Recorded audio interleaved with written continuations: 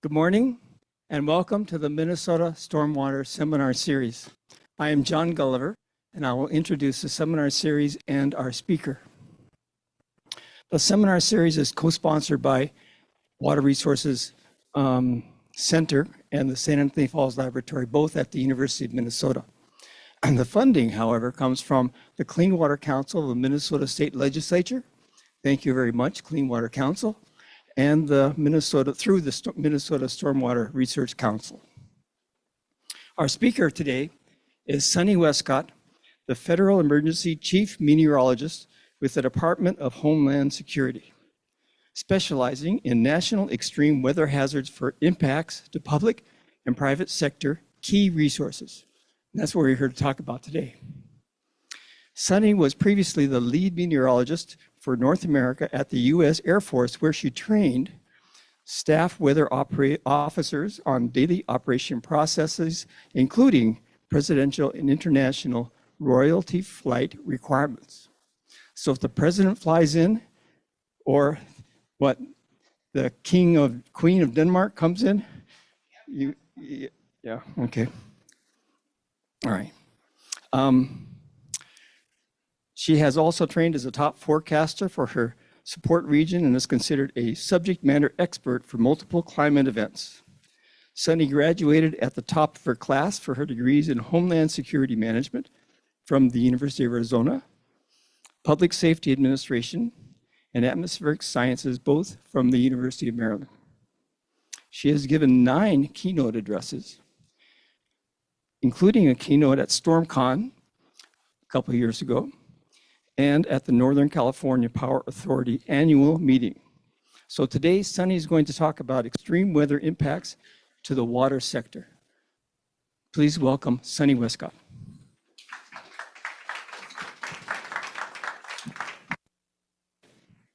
I've turned on the microphone, so it's on. All right, cool. All right, marvelous. All right, so a lot of my slide decks are going to be a little bit more data heavy, but all of them are consumable in any way, shape, or form. So you're able to take any of the statistics, any of the graphics, any of the summaries. You can make them your own. You could take the whole slide deck and make it your own as well. All of it is just an amalgamation of various studies from across the globe, various scientific communities. So none of this data is technically independently researched by me. This is all researchers and then the contributions brought into one spot for everybody. So starting in with NOAA, what we're looking at here is the 10 hottest years on record stacked against last year, which is the black line at the top. So when we talk about where we're going and what we're going to be talking about, a lot of it is what does the heat change when it changes at this intensity? When we're looking at all of the different data sets going forward and you say, well, I really want these slides, there's a QR code both at the start and at the end. You're able to immediately download them to your phone, and then you can either read them on the airplane, but we're going to move relatively quick. I'm actually going to start my timer here in just a second so that I make sure I don't go over on my time. So sorry, give me one moment. I was a little bit faster on this usually.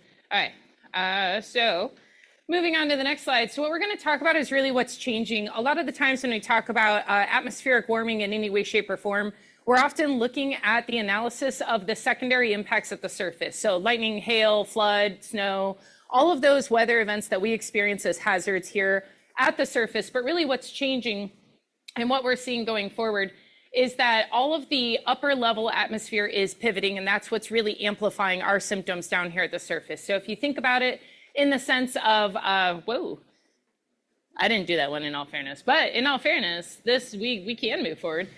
So what we're going to see when we're talking about each one of these weather phenomena is the change in the highs and the lows as barometric pressure leaders. So your highs contribute to stagnant air advisories, clear skies, heat domes, heat waves, cold air damming. All of that comes from your high pressure side of the house, and your lows contribute to flash floods, severe weather outbreaks, even our tropical cyclones are lows. So all of your precipitable events are associated with a low in some way, shape, or form. So if we're saying that there's a pivot in the upper atmosphere that's triggering the impacts down here at the surface, really what we're talking about is being able to back up our attention span to be able to look at how things are changing and the fact that they're not just changing for us, which gives us a wider data set to pull from. So if we're looking at the Northern Hemisphere specifically, our highs and lows, I use this a lot when I talk to people who don't have meteorological backgrounds. Highs and lows operate like horses on a carousel, the lows being the horses. always going from one direction to the other, never going in reverse, always with some north-south variation in them. So they're able to go up, down, very similar to our highs and our lows. The lows being those horses being able to move in that north-south variation in the area between, that's usually more boring on the carousel, there's no horse there. Very similar to what our highs do. They usually go unnoticed until they become problematic because there's not a low with enough time frame entering in. So what we're looking at as a major change, if the lows are slowing down, if the lows are getting deeper, if the lows are getting stronger, it changes the way in which you experience the highs. The highs are now around too long, evaporating out too much direct solar radiation, damaging plants. Then by the time that you do get the low is now way more damaging. It's all of the precip that you wanted in the time you missed it, but it's coming in hypercondensed events going forward. So that's really the variation when we're talking about there's a problem with the upper atmosphere and the symptoms that we face down here at the surface. As the lows continue on the merry-go-round, they enter the US somewhere from the west, can be anywhere from California through Washington State and even up into the Montana, Dakotas area, depending on the pattern. Then they come down across the eastern US, out and into the Atlantic, moving over to the European continent, going across the Asian continent, back out into the Pacific, and then over to the US once again. So our lows are trackable across the entirety of the jet stream. You can see the pattern if you know where to look for it. What we're tracking here at the surface, so this graphic is one that I've created actually. Over here, sea level pressure over time. This is through the Kamawazi team and mine study of all the automated sensors across the US. So a lot of those weather stations that you've seen put in at airports, on top of buildings, on top of some streetlights. What they do is they obviously collect data every hour, but also sometimes a little bit more frequently. What we're starting to see from that is the barometric pressure, the sea level pressure, the altimeter setting, however you want to consider it, that's changing in the intensity swing between the lowest low and the highest high. So this aligns with the fact that we're starting to see these amplified features at the surface. If these are spreading out the way in which they are, if we're starting to see more extreme events, you can attribute them across the nation, and then you can bring it down by site by looking at the automated sensor data. So this really just gives you that sort of nugget to pay attention to depending on what your studies are, depending on what your infrastructure is at. If you're hit more often by flooding events and that's more disruptive for you, then you're focusing a lot more on low pressure studies. Being able to track it back gives you more data going forward in other countries. You can look for barometric studies in China, in India, and Mexico, and South America, and then you can amalgamate a lot of that data, bring it into your study, and apply it forward, which will shortcut a lot of the research that needs to be done.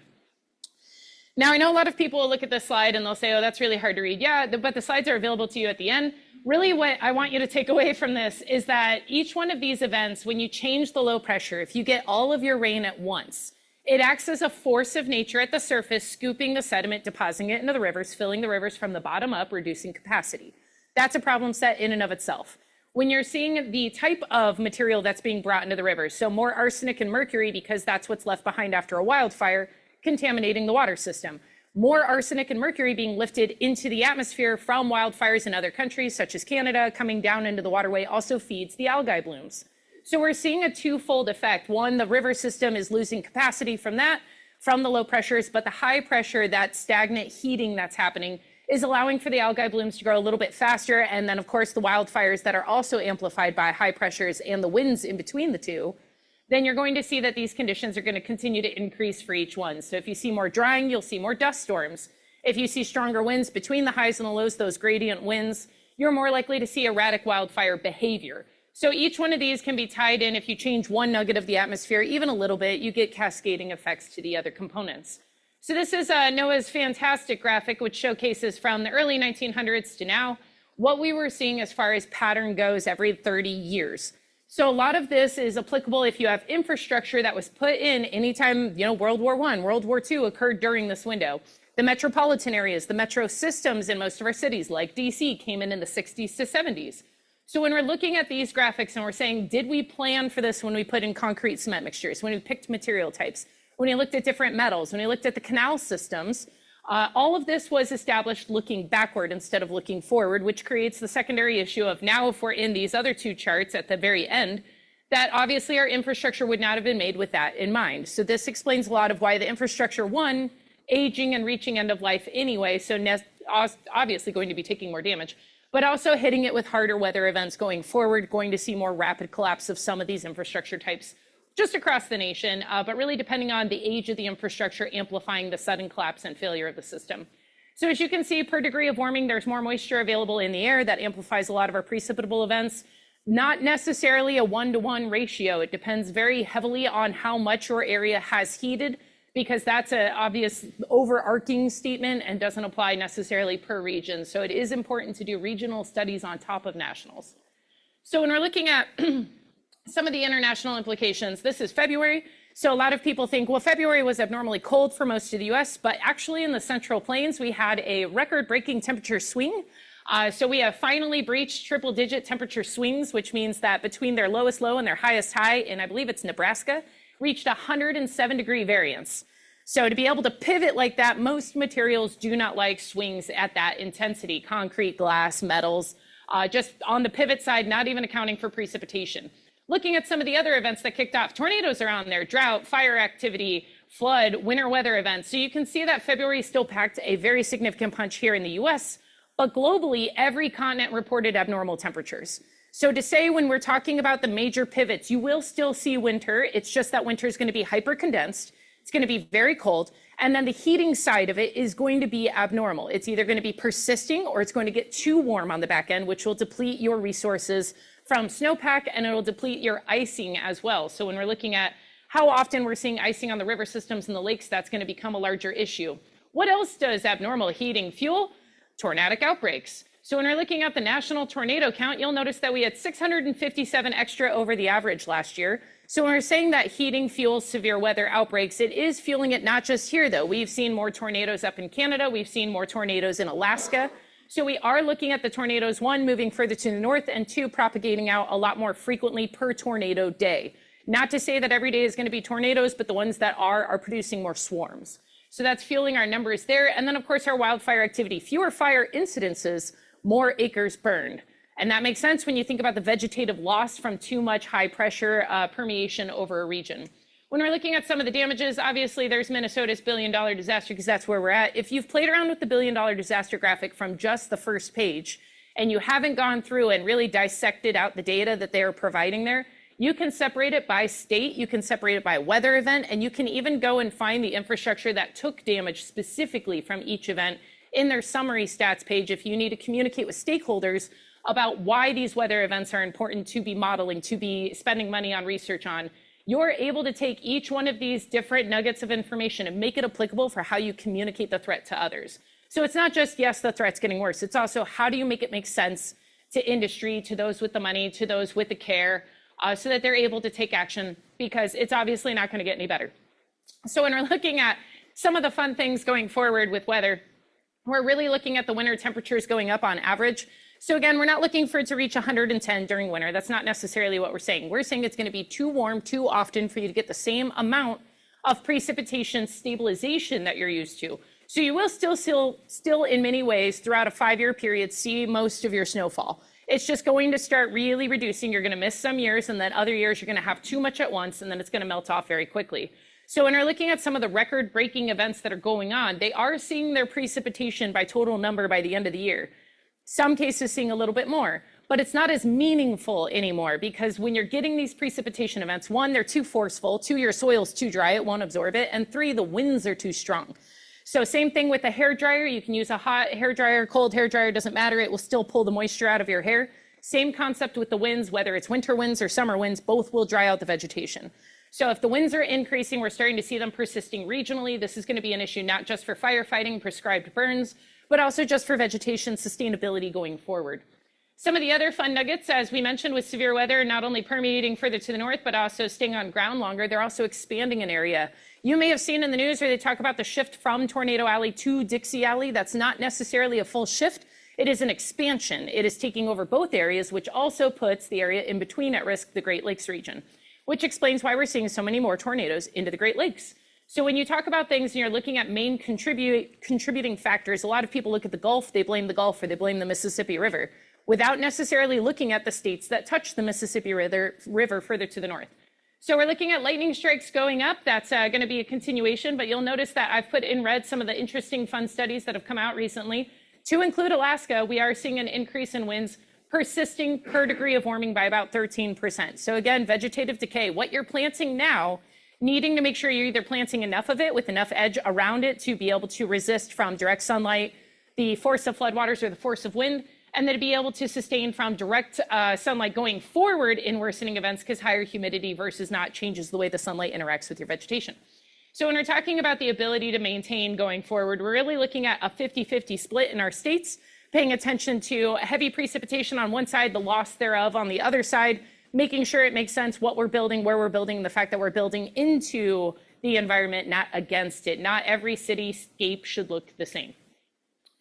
What we're talking about within the water cycle is obviously very important. So for those of you who didn't know all of these fun things that play in, although I would expect many of you do, this is a very easy slide to lead in with, to say fire, flood, drought play a huge role in water management, whether it's materials and minerals getting into the system, whether it's the ability to operate the system at the surface, or it's the advocation that we move some of the water away from the surface into things like pumped hydro storage. So if you were to say this is going to be a continuous risk, I believe in pumped hydro, then you would say, I think that because these threats are increasing, the safest route is this, and I've looked into the threats from this going forward.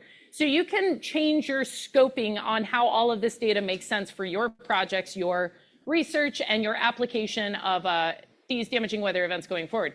So flooding events, as you can see from FEMA's fantastic graphics here, where we're expecting to see these losses. And then, of course, from NASA as well as First Street Foundation. So I'll pull data from pretty much anybody who puts data out and compare them against each other. So not all of this is going to be federal data. A lot of it's going to be from private public sectors, because the whole point is to make sure that we're not isolating our research into just one bucket, because that opens you up to review from others. But also it's just more fun because everyone does different graphics. So when we're looking at a lot of these threats going forward, we are looking at the flood events getting more intense, very short periods of time, producing significantly more precip than we're used to. Florida is a really good example from a non-tropical rotation. They had a tropical low that was not fully circulating at the surface, produced 26 inches of rain in less than 14 hours. We had Tropical Storm Fiona, before it became a hurricane, produced 34 inches of rain in less than 18 and a half hours. Down in Australia earlier this year, we had 3 feet of rain happen from a single storm event and more than 2 million lightning strikes.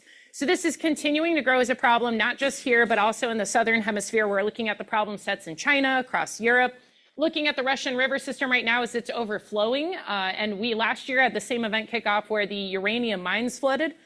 So paying attention to those mines once again this year. Really hard to get the data out of there though. So there's a notion for everybody if you feel like researching. Some of the other fun events that are out there, I know there's endless amounts of fun in this. When we're looking at some of these graphics from NASA, this is fantastic. A lot of people look at this and think it's a flood map, and it's not. It's changes in the water cycle. So this means that some areas are seeing a speed up in the water cycle, more precip coming down, evaporating right back up again on the back end. So that explains a lot of what I was just talking about, but in a single visual. Some areas that usually see atmospheric rivers or tropical cyclones are on this map in red because their water cycle is changing because the frequency of their events and the intensity of their events are changing. So when we're saying that atmospheric rivers are going to produce more, but they're going to move in pattern. So they're not going to be as zonal as they used to be, which means you're not going to see them as frequently either. So that's why we're seeing a variation in where your reds and blues are, and that's explained a little bit more if you go to the study and you read about it. There's also the bar graph over there, which is the frequency across the continental US of the 1 year total precipitation for an area occurring in a single storm event. So an entire year's worth of rain in one spot. Yemen actually last year had a storm event produce 3 years worth of rain in a single storm. So it was devastating for that community. Oman's experienced, I believe it was 1.5 years in a single rainfall event. China's reported quite a few events very similar to that.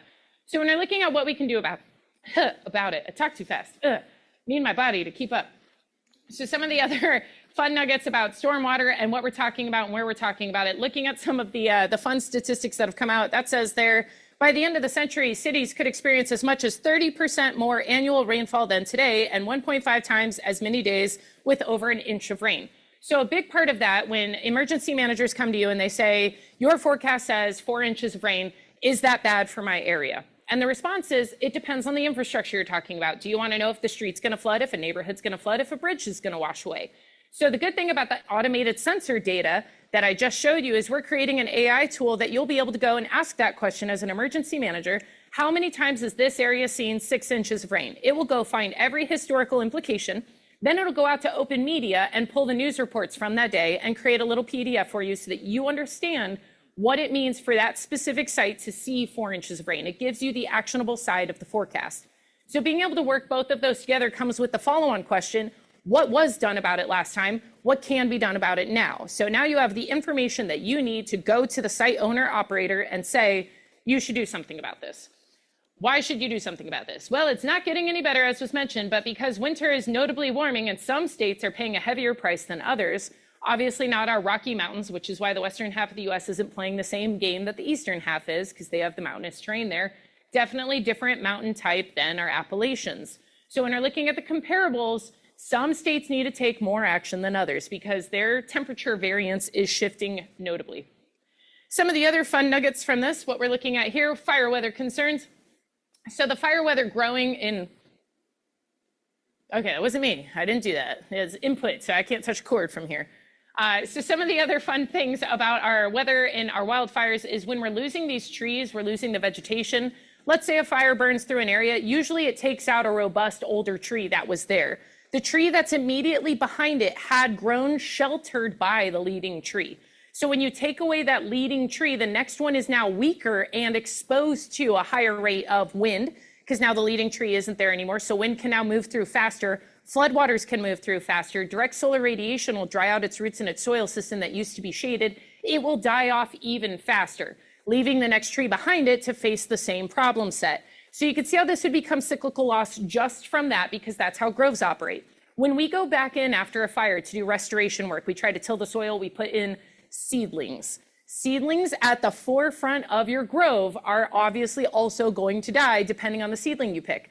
So you have to balance out where we're losing our trees and where we're putting in new things when you're doing mapping of the washes, because the washes are changing in size and depth as well as material type that's moving through them. So if you have emergency management routes, if you have resource routes, if you have communities, and they're anywhere near where any of this has changed, to be aware that this is usually a problem that lingers for about 5 to 7 years after the fire, while your tree takes root and starts to grow into a mid-range tree.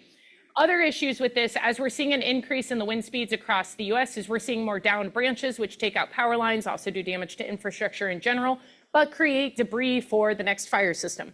So this does create a larger issue as we go forward. Again, some states, different states playing a worse game than others. So whether you're going to suffer from one or the other, it's usually a coin toss between the two, but you're still susceptible to all. So when we're looking at the major implications going forward, we saw from the smoke from Canada over the last year, as well as the fires in California the years prior, the fires in the Central Plains, the years within those two, when we're looking at where the smoke is depositing, to be aware, very similar to a white car in the summer versus a black car in the summer. One is notably hotter.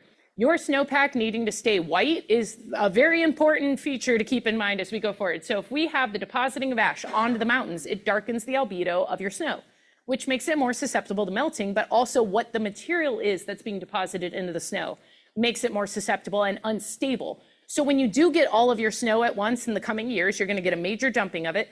It's going to break off faster. You're going to see more avalanches. It is destabilized snow, which in and of itself is obviously problematic for mortality rates and damage to the infrastructure, but it also pulls soil and trees with it.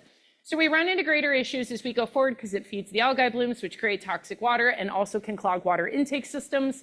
So we're running into that problem set. And then of course, the debris flows and everything that happens to the general ecology of the region as we go forward. So if we're saying one part's getting worse, we're saying all subsequent areas are also taking a hit. What are some other fun things from this? You may have seen in the news recently the dust storm that caused the major pileup in the Central Plains.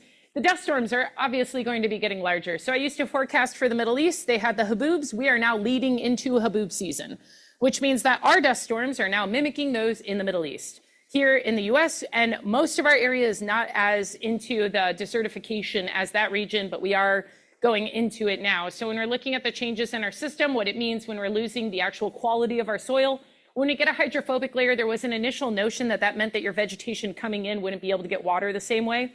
It really just creates a perfect slip layer for everything above it. So this creates a lift and a slip. So if it's flooding, it'll slip. If it's windy, it's going to lift. So you can see how this creates a greater issue as we go forward from the wildfires. These are just from the recent years before the COVID pandemic, but we've had major dust storms since then. So to be aware of when it started developing, we were tracking it. And then now as it's starting to get out of control and spread across multiple states from these dust storms, the one that just happened covered Texas up through Nebraska, over through into the Arkansas and up to the Missouri area in the dust plume in satellite imagery. So if we're able to see it that far, it's pretty notable as we go forward. Some of the other fun nuggets I like to talk about is how much we actually need water in the soil because of obvious reasons of vegetation, but it also holds the soil together at a certain percentage. So too much, too little does significant damage. But also when you get an earthquake, we have some fantastic studies of how much water is in your soil as to how much damage you sustain from the quake and the different material types of your soils against the quakes. So when we're talking about some of the threats going forward and we're saying we need to be prepared for more evaporation, we need to be prepared for degraded soil quality, what does it mean for city planning? What does it mean for emergency management planning? What should we have in our guides? Should we be considering earthquake activity during certain seasons as being more damaging than others? Are all earthquakes created equal? That's another fun nugget that weather people get to play around with if they look into the data far enough, because that's obviously now going into geology, and then you have to start buddying up with geologists. When we're looking at some of the other fun things that happen to our water systems, we know that there's major E. coli outbreaks all the time in California at this point, because when it's hot, everything goes into the water system. Animals, people, you name it, it's just very hot and you need to cool off. That's also becoming a larger issue in other countries like India with cholera. There was a social media event, I want to say it was a year and a half, 2 years ago, where it was a very hot summer and a lot of the HVACs blew, so they annotated, hey, there's this lake nearby, we should all go hang out at the lake. It spread like wildfire through social media. Everyone showed up at the lake. 2,000 people came down with cholera at the same time and overwhelmed the hospital system. So we are running low globally on the cholera vaccine because of various reasons like that. But we also have the very fun and my favorite, the brain-eating amoeba. And that's also been around since, I was a kid. When I was in Arizona, Lake Havasu had it. Notably, more states are starting to report cases of it. Not to say necessarily that it's able to move a whole lot. It is a freshwater amoeba, but it is starting to be found in areas where there's higher salinity content than before. We know that amoebas can adapt over time, something to just be aware of because it is reported in this state as well up here. So it's not just the southern states, although it looks like it. Minnesota's just only had a few cases. Now you might say, Sonny, that's not a whole lot of cases. It's got a 97% mortality rate. So once you get it, you're pretty much done at that point. So it's just something, again, to keep in mind. Obviously, the blue-green algae is notably worse because it is far more prevalent across the nation, causes paralysis, liver failure, and death at immediate implication. However, most of us see algae and we don't interact with it. If you take a speedboat and you go over it, you can aerosolize it and inhale it and it'll get inside you, very similar to valley fever. So when we're looking at some of the other fun implications, water weighs a lot. It is our heaviest natural moving resource. So when it deposits in certain areas and stays there like a snowpack, that area becomes compressed, very similar to our ice age glaciers that are out there. And so when it compresses, holds it down. And then over time, as it melts, it starts to lift up. The soil starts to rise. It's no longer being compressed anymore. That's a problem in our mountain ranges because they're starting to lift up in California, even if just by a little bit. Now, that's a problem because we're also overpumping the valleys, which means that those are compressing. So it's creating a vertical variance that's not really sustainable going forward. But it does give us the ability to pay attention to where else in the US we may be seeing similar events. We knew when we put in the dams that we saw seismic activity. Water typically falls to the lowest elevation. In many places, that area happened to be along the fault line system. Subsequently, when we dammed it up, we actually held the faults in place. So if you look at other countries that don't have the same dam network and the same general capacity that we put them in, they see quite a notable amount more quakes that are over the plate in the land mass, not just the water. I'm not talking about the ring of fire. I'm talking specifically about here. And some of the implications from that to say that if one area experiences a flash drought and another area on that same line experiences a flash flood, then you're going to see lifting and compression at varying rates. And we're starting to note more seismic activity in these delicate areas. That's mimicable as a human experiment, both with fracking and with filling and emptying reservoirs as well as man-made lakes. So you're able to pull different studies like South Carolina's study on it or any of the events that have happened in Texas/Oklahoma over the last 5 years with the largest quakes they've ever reported in the state at the fracking sites. So when we're talking about damage from subsidence, specifically overpumping anything from the soil, we're really looking at the compression of the soil as a major threat. It does make that area the new lowest lying area in that region, which means the next flood event will compress that soil even further. So if you're tracking subsidence using INSAR mapping to say my aquifer is running low, we keep digging and digging and digging for the wells, and we're chasing them down. The trees are dying off because now the tree roots can't touch the aquifer because you've chased it too far down. Subsequently, inevitably, your soil wants to join the bottom of that basin. So it'll start to compress over time. The weight of your infrastructure will compress in. You'll lose things like the retaining walls for the dams, the canals, even some of the bases for structures like your telecom towers and your substations. Once that collapse occurs with the subsidence, it is permanent. You will lose that part of the aquifer going forward, and then the soil will just bleed out in weird ways from every flood event inevitably. Some of the other fun nuggets is obviously we lose most of our energy from severe weather, so that's something to keep in mind as we go forward. These are just really good statistics from Climate Central. If you haven't played with their graphic, they put out one called Surging Seas, which is the coastal rise map. And if you're ever really stressed out at work, you can increase it to 10 feet and watch Florida disappear. So some of the other ones, I used to live in Florida, I can make that joke. When we're looking at some of the other mapping systems, these are the brand new ones from Climate Central talking about spring season, longer growing seasons, changes in growing seasons, double blooms. When we're talking about that, we're also talking about pollen. So everyone who's like, man, my pollen's getting way worse, it's going to continue to get worse because the temperature variations.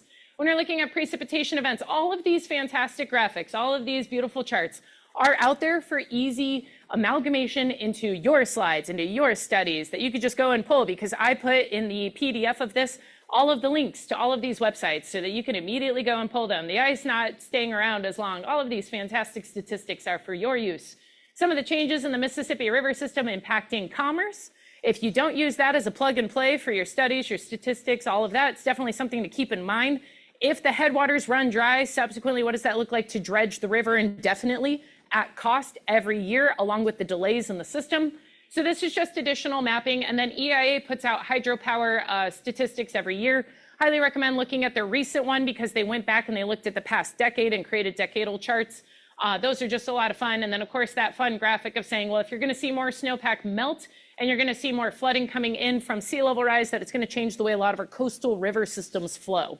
So we're already starting to see that with some of the saltwater incursion in the southern part of the Mississippi.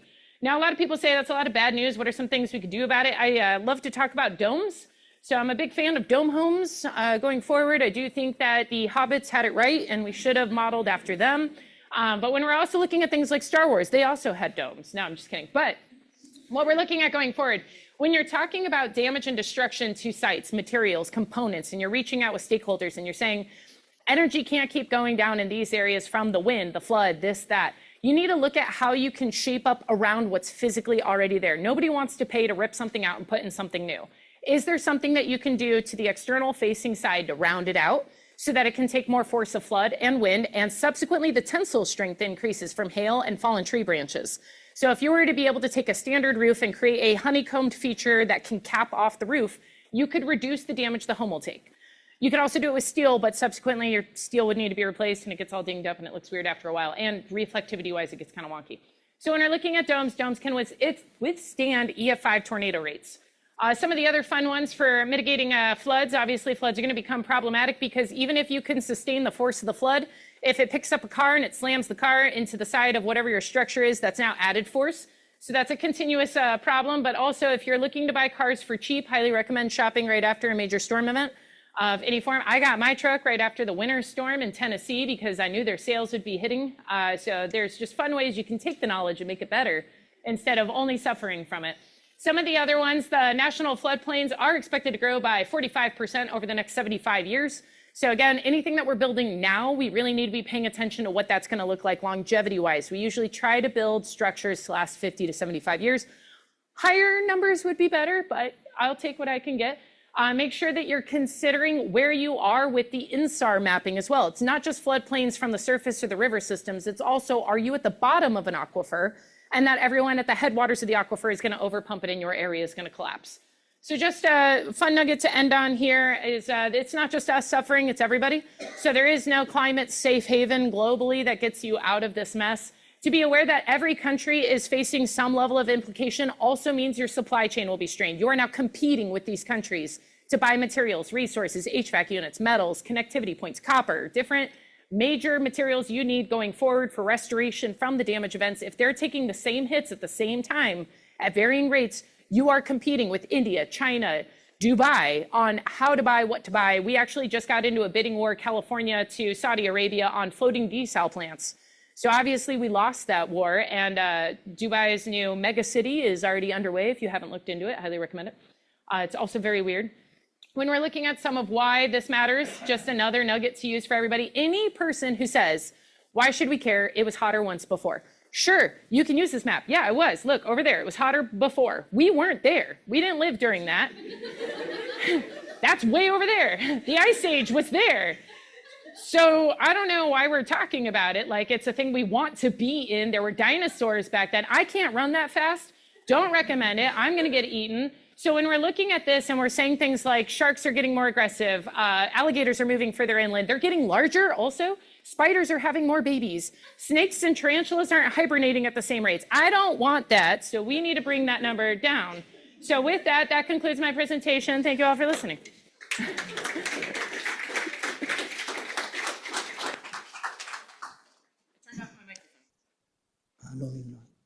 Okay, thank you, Sunny. We have time for some questions. Take one from in the house. Yes, Saitine.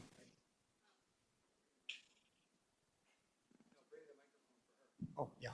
Do you want me to leave mine on? I'll leave mine on. Yeah. Well, thank you. I've never heard a more cheerful climate doom talk. Thank you. But I was actually curious about the infrastructure piece. Where you show the Hobbit house. Yes. What are some of the other things you feel like we can do, like with infrastructure, that's going to be more like fail-safe in some way? So there's the reduction of the contribution, right? And I know nobody, like, they're all like, oh, it's either mitigation or resiliency. There's a little bit of both you can do. So we know that solar panels, for example, are very dark. They don't need to be. We have white solar panels. So if we know that dark material absorbs heat, traps it at the surface, creates amplified thunderstorms, painting roofs white. Purdue just came out with the paint that they showcased at Southwest this year, but has been showcasing for the last 2 years, that it reduces the temperature of a surface by 17 to 22 degrees. So it's a pretty notable paint. In the UK, a really great example, when their railway warped out from being overheated, not to say that steel can't handle direct sunlight. It's steel attached to wood, on gravel, on cement. They all interact differently. That's causing our railways to bend, buckle, and warp. If we paint them white and they stay cooler, then we don't have to worry about that nearly as much. And the UK showed that because the other year when they had a heat wave, they went out and hand painted the rail in a panic to operate the rail. Fantastic best practice to say you could just give someone a gallon of paint and say, go paint it. And they did, and they were immediately able to operate the next day. So watching those kinds of best practices are fantastic. So again, changing the albedo of your surface reduces the heat, can reduce some of the problems that your area sees just from the heat amplification to some of these events. Changing some of the other things, like we know that vegetation, gray infrastructure is fantastic. Moving buildings away from the necessity of being connected to major utilities. So the microgrid system, the micro water system in the sense of black water recycling. Big fan of black water recycling. Looking at the Salesforce Tower in California, and then their new one, I believe, is in Chicago. And they put in a black water recycling system for the entire tower system that is self-sustaining. And actually, over time, from people coming into the building, exports water to the city. So there's best practices to be found in every different pocket in private industry, being able to look at what hits you and how it hits you, and then look internationally. So if we know the reservoirs are evaporating out, what's something Turkey's doing about that? They're doing floating solar panels. What's something Sweden and Switzerland are doing about it? They're putting solar panels on the concrete face of the dam that is direct sunlight exposed so that it saves some of that concrete from the direct heating. Looking at some of the other things, moving the water into pumped hydro storage underground, utilizing abandoned coal mines. Coal is combustible. Thereby, this gives you a little bit of a benefit to say we're trying to reduce the amount of coal seam fires, and it stabilizes those from collapsing in, like what's happening in New Jersey with the I-80 right now. So there's benefits to be said about like each little area that you're able to find something that'll fix a problem somewhere. It just comes down to money, knowing who's interested in that project set, and then who owns the problem right now. So that's my limit. Did I answer that? Yeah, okay, cool. Okay, we'll take a question from Randy. Always imprudent. So you talked nicely about the stupidity of designing and building infrastructure based only on data, on historical data, and the wisdom of using data looking forward. Can you talk a bit about Atlas 15, which for the first time will include climate change projections, and particularly, at least this is my own interest, how city local stormwater programs should make use and make sense of Atlas 15 in setting their own local stormwater design standards and reviewing projects that come in their doors. Yeah, Thank you. 100%. So I love modeling as much as the next person, but even when we do modeling like that has national backing to it, it's often too rosy of a picture, in my opinion. Looking at the 1.5 degree, right? That was that capstone forever. And then the last 3 years, we are borderline at 2 degrees. So we've already blown past it. And a lot of the models that are still coming out now are reliant on the 1.5 degree margin, but we've already superseded. Some modeling now that other countries are doing go up to 6 degrees. So in our lean forward, there is the concept of how do we not over prepare? And the question really becomes, what's the cost difference to over preparing? So I do love that they've incorporated it. I do think it is still too rosy of a picture, which should say a lot because it does still speak volumes. So if we're not prepared for even what the rosiest picture is, then we're absolutely not prepared for the extreme side of it. And again, looking at the other cases of similarity, right? So New Jersey changed their building code system that you must now all buildings build to the 2100 modeling of the climate data they put out a couple years ago. Fantastic. So now all the plugs in the wall have to be 3 feet up to account for floods coming into the home. Does the home's foundation have to change? No, the electrical does. So there's some cost benefit where you can say, hey, they're doing this, has it worked? And you can watch to see when their next flood event kicks off, did moving the outlets up actually save the building, or was the foundation of the building then compromised? Then you look at Florida and you look at the Carolinas and the stilts they put in. Do stilts work if the home walks out to the ocean still? You know, there's those kinds of questions. So it really comes down to the geology. You need to know the soil you sit on. Then you look at areas like Arizona where they have the sand and the clay and they thought that was great. And now they're subsiding in. So now some of those homes have the foundation cracking, the tiles on the floor are breaking, and their pipelines are splitting. So we're running into issues where we can say it's going to get worse, you should plan for it, but we don't really have the final part that says this will definitively make you resilient. It's taking different steps in different paths, and no one has amalgamated that's my word of the day if you haven't picked up on it, the data from each different state's actions, what has and has not worked into, I'm not even gonna say a centralized best practice, but a true pitfall like failure, this didn't work even in this area, therein by should not be reconsidered. Because a lot of what we're doing now, we tried in the 70s and the 80s in many regards, and we either knew it didn't fail or we didn't try it in this region, but we did try it over there. So we really do need what I refer to as a database of damage to make the atlas make more sense to stakeholders and to warn them that this is the best case scenario. This isn't an average. This is, they don't want to put in what it would look like at 6 degrees because it doesn't look realistic because the damage margin is massive. So, but this is all, you know, again, because the the moon wobble kicks off in the mid 2030s. So a lot of the coastal communities aren't even planning for that major pivot. So if you guys didn't know, highly recommend you look up NASA's moon wobble. Every 18.6 years, the moon, we know that we all operate in one droplet of water. It's the same amount of water the planet's ever had, that it ever will have. We don't get fresh water injects from anywhere else. So in this droplet of water, we rotate within it. And what the moon does, because people say the moon controls the tides, really what it does is that as we rotate within it, the water either wants to be with the moon, like if the moon's tipped away from us, it wants to join it, so it creates a teardrop shape. Or the moon's tipped towards us and it compresses that field and we get the lowest low tides on record. So the teardrop shape we enter in the 2030s will give us the highest high tides we've seen to date because our sea level rises continue to go up. So if you have flooded at all on the coastlines in the last decade, then the 2030s are going to be a devastating time period because it's almost a full decade of upswing on that tail end of it. So again, there's fantastic mapping out there from NASA. It's just not something that you want to talk about because, again, if you take the slider on the surging seas and you just move it up a little bit, you just lose places. It's a stress reliever tool, I swear. Okay, with that, we'll take a question from online. Yes, this says, how do we get mindsets to change? They're thinking specifically of the trend to dark or even black building exteriors to make them seem more modern and trendy. Yeah, that's the same argument point I hear with reservoirs when we say we need to cover them or move the water away from the harsh atmosphere. And they're like, well, how would we boat on it? And the response is, well, you don't get both. In the future, you can't have an open-facing water system and higher heat content. It will evaporate. It's just how that works. So when we're talking about the heat amplification, we're saying squares, for example. We know that squares and rectangles don't occur naturally. So we built all of our structures, mostly squares and rectangles. So they're taking larger hits atmospherically. Can I convince the building industry to round out the buildings? No, because it doesn't look as crisp. And that was the exact argument I got back, is it just looks cleaner with corners.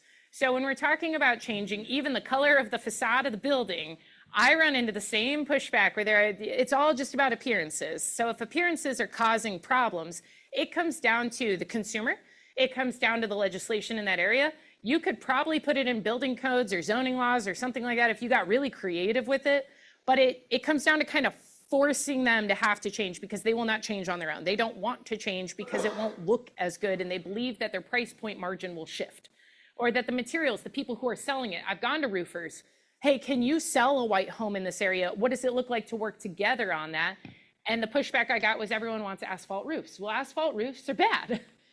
Don't. And so it's just an argument back and forth. It really comes down to trying to find who can create force. And again, not to say like my way is the best way, but if their way is definitely wrong, then there should be a middle ground. So I don't have an answer to that, except it's a problem. Okay, we have a question from in the house here. But if I ever become a dictator, no, I'm just kidding. Apparently that's in fashion now. So you mentioned, a lot of us here work with floodplains and stormwater rules, and you mentioned that the floodplain, you expect it to increase by like 45%. I don't remember what the time period was, several decades.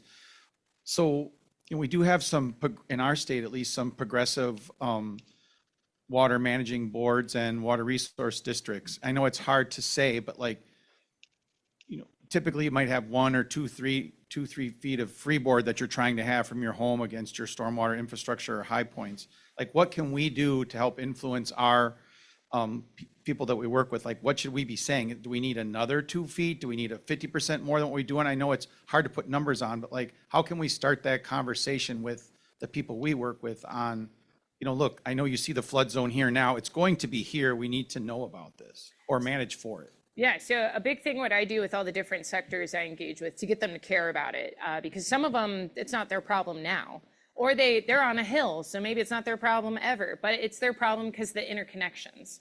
So they need the roadways, they need the substations. Great example is Heathrow Airport, right?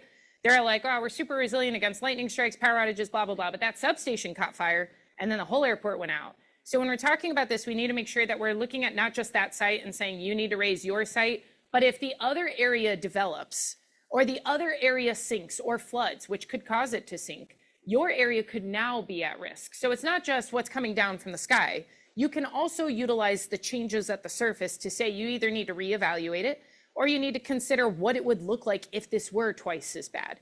So even just getting them to play the creativity game, utilizing graphics from another region. If you're worried you saw 6 inches of rain and it flooded out this area and you're like, you should really be planning for 10 inches, go find 10-inch events. Take the graphics, the images from that, take the news, the stories, the damage, the repair estimates, all of that, and then come back to them and say, if this hit you, would you be able to supersede? Would you survive this? Would financially you recover from this? What does it look like implication-wise if this event happens here? Because we expect something like this to be possible in the next 20 years. And your building, does it expect to be here in 20 years? Do you expect to operate here 20 years from now? If not, then, we'll talk to whoever's going to buy you out. Like, I don't know, you can sort of slightly threaten them, like a little underhand threat. But those kinds of, the data's out there for each one of these events, right? Like, we know that none of these weather events are novel in nature. The aspect of new comes from the intensity and the frequency of the events. So you can take heavy rainfall and find those numbers. Australia's 3 feet of rain that may have been tropical based, but what would that look like here? If we got, because that shows the atmosphere can produce it. So that takes away just the surface implication. The upper atmosphere can do that, there and by we should prepare for it. And INSAR mapping, again, if everyone could just get on the INSAR mapping train so that we can have a nice MRI of our aquifers across the nation, that would be fantastic, because then we would know who is the new lowest lying areas. Should help our floodplain mapping a ton. So, no one has talked about geoengineering. They didn't want to talk about it at all 20 years ago. Now people are starting to mention it, and I think it's inevitable. Yes. Because we're just going down this path, and it's going to happen. We're going to go down this path. There will be deviations from it. Things we can try to do little. We can try to do little things to avoid some of the worst impacts, but eventually everyone's going to be talking about geoengineering. So what do you think about geoengineering, and what would be the most productive geoengineering tool that we have? So geoengineering's fun because we have no control over what the other countries are doing in that realm. So certain things that China does, they don't have to tell us, we don't own them. So this becomes a bigger issue with if they choose to do, like we've all been doing cloud seeding for 20 to 25 years. We've spent a ton of money, millions and millions of dollars per state, Wyoming down to Colorado, over to California, 20 to 25 years of cloud seeding going on over and over and over again, and the drought continuing to worsen, and nobody being willing to be like, this isn't working the way we wanted it to, and pivoting off it and putting that money into the pipes at the surface. Everyone wants to change the upper atmosphere. They want to change the mountains. They want to change the ecology of the flow of the system instead of looking at what they built and why they built it wrong and then pivoting it, or saying we built it and it's getting old and it needs to be replaced. What does new infrastructure look like? So everyone's spending this money to do like aerosol dispersion, right? Like that's the big topic right now. UAE's got a ton of studies going on it. Sandia is studying on it. So we have this want to put dust up into the atmosphere to block out solar radiation. And the notion is we'll replicate the volcanic eruption from before. If we do that, what benefit would we have? We could cool down. The problem is we're using data from a time where, again, we didn't have industry. We didn't have nuclear power plants. We didn't have substations. We didn't have agriculture, cars, friction on the surface at the rate that we do now. So we're creating heat from the surface. If we block out our ability for that to emit out into space and cool down, we will initially cool from the loss of sunlight, sure, but we will overheat, very similar to having heat stroke. You're no longer cooling down externally, you are cooking from the inside, and then it will be, if you ask anyone who's doing geoengineering, they want to put it up, they don't know how to take it back down. So if they want to put something out there, they want to change a river system's flow, how would you change it back? If you needed to, if this went, cataclysmically wrong, it resulted in terrible things, the Three Gorges Dam, changing the tilt of the earth. Did they think about if it did something bad, could we undo what we've just done? No, you cannot destroy that dam now. That dam is now permanent for that region. So that tilt is now permanent for that region, despite it triggering cascading droughts. So when we're looking at changing anything, we need to think about, if we're going to do it, can we undo it? If we do it, have we brought in all the players? Have we talked to the other people this will have impacts to internationally? Because it's, again, not just us. If we pivot one system, if we do the evaporative system that pulls moisture from the air into drinking water, if too many people adopt that, that is too much moisture being removed. Currently not a problem if only a few do it.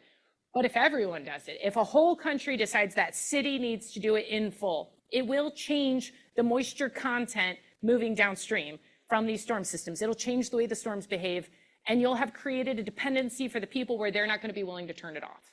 So we're running into that kind of a, so to say we want to invest, I want to be a mad scientist as much as the next person. I want to be like, what could happen if I disrupt the hurricane and spin an eddy in the opposite direction? Well, what does that look like, ecologically? Will that mess up the AMOC? We're not all already concerned enough with that system. If I go in and I start playing with the eddies and I want to make a cold water eddy in a warm eddy, what does that look like to the fish in that area? What does it look like to the algae, all of that? So I would say we don't really know as much as we want to know to be doing geoengineering out of a lab. Doing it in a lab, fantastic for studies. Everything that we change, we have no way of knowing who's changing what else, and it changes our study outcome. And so the same thing with desal plants and the AMOC, right? We're saying that the salinity content will shift. Some countries are dumping the brine back into the ocean. That's changing salinity content at the same time that we're seeing more freshwater come in. So our modeling's not going to know that we're doing that. So it's a really interesting problem set. I'm not against it being done scientifically. I'm against it being done atmospherically, if that makes sense. Does that answer that? Yeah, so what you're saying is we can't predict the weather next month, and so we shouldn't be messing with the atmosphere. Oh my God, yeah, exactly. If we can't even get a handle on that far out, why would we think we could play with that level of the atmospheric implication? 100%. Okay. Again, mad scientist though, super pro mad scientist. If there was a weather machine, I'd be operating it. Yeah, here we are. We can make artificial fog. It's just very damaging to the infrastructure it touches. There's a lot of talk about creating American jobs. And to me, the future is looking at our infrastructure. To me, there's a lot of job potential there. We all know it in this room, but how does the guy walking across the bridge right now, how do we start getting that message out to the public? Can you reword that so that I make sure that I understand what you're asking? I think the science community understands the implications of all this, Yes. but I'm not sure the public the changes in climate have been messaged, maybe the way that you're messaging them, that it's going to hit us in the pocketbook, for example, and we need to. So, I mean, how do we start getting that message out? We ran into this problem with COVID. How much information is too much information? How do you give it to them without triggering anxiety? If you trigger anxiety, are you responsible for their mental health following that? Right? And to be honest, that was the conversation that was given to me when I was presenting, because epidemiology is my secondary, because anything death, doom, destruction, my favorite. So when COVID kicked off, I would give these presentations to like the FBI, other federal agencies, to say this is exactly what's going to happen. People will die. They will die in these numbers in these areas the heavily, like the most, because they're amalgamated into one spot. So if this hits this area, they'll all die. And the response was, you can't tell the public that, they'll freak out. And I was like, but they need to know so that they could take precautions. Well, they won't take precautions. They'll just freak out. Okay, but so we got into this back and forth where we couldn't say certain things. And so a lot of us get red taped. And the red tape becomes a problem because you're not able to give the information out of fear that the response will cause market collapse, will cause industry shift. It'll cause change. And they don't want change because change is not financially stable. So the problem becomes, we have the data, we could communicate to the public. I could give them the same presentation, and I have, like it's on YouTube, it's available to the general public. If we give them that information and we don't give them an answer, because we don't have an answer, and the problem is, we've done 20 things wrong, we aren't gonna have one answer that solves 20 things. We need more than 20 things to solve the 20.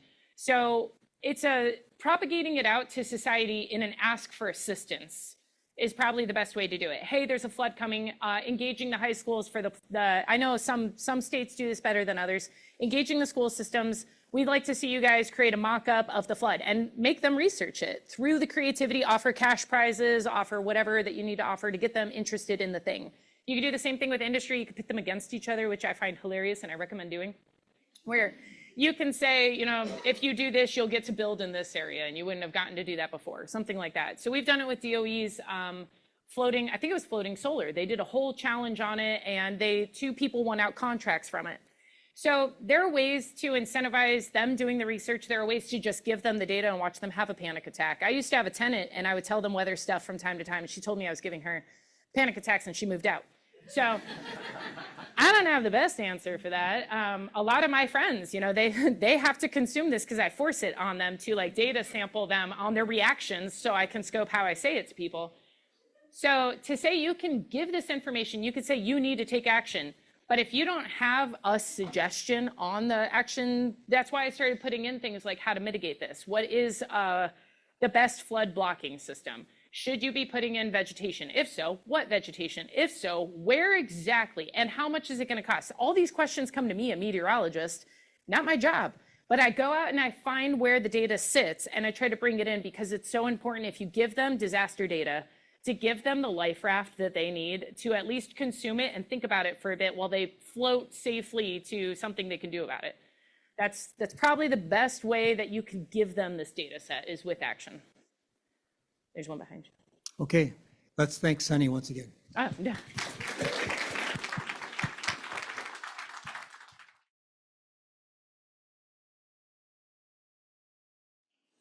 Welcome back to the Minnesota Stormwater Seminar Series. My name is Andy Erickson. I'm so honored to be able to moderate our panel discussion today on this topic. I want to thank Sunny for setting the stage on our conversation. Thank you so much for the presentation. I am going to introduce our panelists. I'm going to ask for their relation to our topic, and then we are going to take your questions. So please, if you're in the room, think about questions and have them ready. If you're online, please post your questions in the Q&A section of Zoom, and we will address as many questions as we have time for today.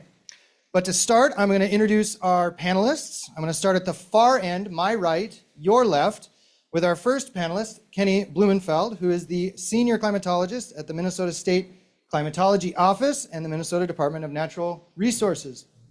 Kenny, from your experience and background, how do you relate to today's topic? Thank you. Well, so for one, there really wasn't, I think that presentation, you could have gone a little faster and said more stuff. There were several presentations in there. I hope the audience appreciates that. So I work for the state of Minnesota. So our focus, which sometimes there's issues with this, but our focus is mostly, almost entirely within the borders of the state of Minnesota, serving the people who live and work here. And their questions are often similar to what Sunny was addressing. What's happening here? How is my climate being affected? How does this thing that I understand called climate change, how is that affecting certain extremes? So, I mean, there are things that Sunny touched on that I'm not qualified to get into. Not a lot of that information about earthquakes, but that was amazing. But, people want to know, Minnesota has one of the most naturally extreme climates on the planet. I mean, honestly, we don't do 107-degree monthly temperature ranges, but we do extremes really well. The difference between winter and summer is often 120, 130 degrees. Some places it's even more than that. Some years it's more than that. From one extreme to the other, we have, a large number of hazards that are just kind of native to Minnesota, right? I mean, it's no big deal to get an outbreak of tornadoes. That happens most years. And then also to have a blizzard in the same area that was hit by a tornado. Sometimes that would be within the same month. In December of 2021, we had a wild outbreak. We had power outages on 3 different fronts on the same day. We had tornadoes and straight line winds from thunderstorms in southeast Minnesota. We had blizzards bringing down power lines in the northern and western part of the state at the exact same time. And then, because this was a super strong cyclone with like 975 millibars, which is basically like almost a hurricane strength, like maybe a Cat 1, 2 hurricane strength low pressure system, after the tornadoes and after the blizzard, this regional wind outbreak pushed through and knocked power out in places in between the areas that already had their power out. So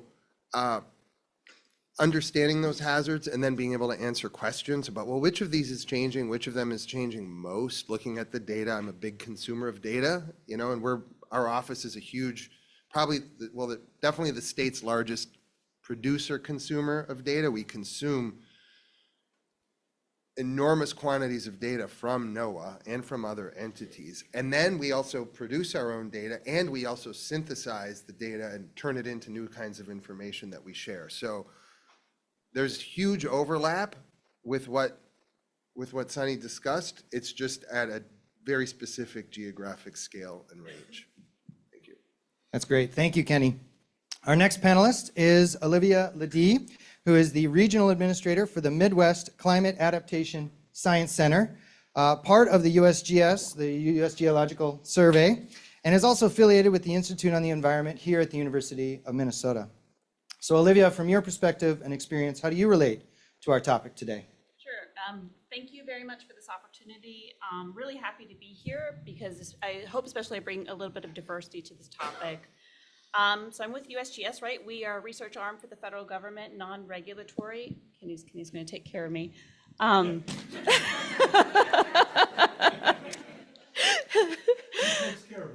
He does. And we do research on everything from volcanoes and other hazards to water resources to ecosystems. I'm with the Midwest Climate Adaptation Science Center. We're responsible for doing research, like 8 other regional centers, on the impacts of climate change on fish, wildlife, water, lands, and people, and how we adapt to those changes. We've been around, we were established in 2021 in the Midwest. University of Minnesota is our host institution. And we are a federal university partnership. So we work in a cooperative agreement with R1 and other research organizations in the region to really be responsive to the issues like heavy rainfall and flooding, loss of winter to the Midwest specifically.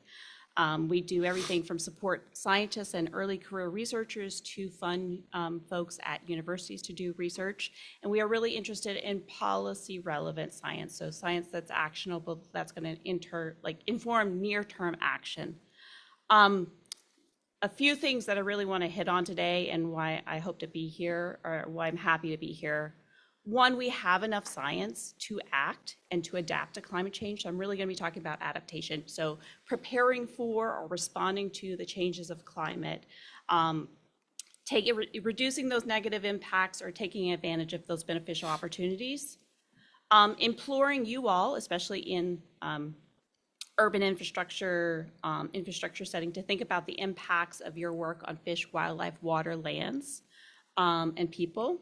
So consider ecosystems, and then really thinking about integrating those two and thinking about nature-based solutions and green infrastructure to respond to everything from heavy rainfall to shifting floodplain structure. That's really where I hope that we know the science shows that integrating nature-based solutions can really help us respond to climate change, can be cost-effective. So that's what I'm hoping I can bring to the conversation today and what our organization does. That's wonderful. Thank you, Olivia. Our next panelist is Nick Olson. He is the State Hydraulic Engineer for the Minnesota Department of Transportation. Nick, from your experience and background, how do you relate to our topic today? Yeah, thank you, Andy. First of all, thank you for inviting me to be on the panel today. I was reminiscing that 20 years ago, I was the guy who was shoveling dirt and sucking spiders in the laboratory downstairs, and now I get to sit at a table with esteemed colleagues over the years, so thank you. One, I like to specify that I am not a climate scientist, and so how I relate is I'm an engineer, and I have a professional responsibility to protect the welfare of the traveling public. And so I take that seriously. I need to be able to use the best data available. I can't rely upon political rhetoric. I need to know what are the facts, what are the things that I need to design around and consider.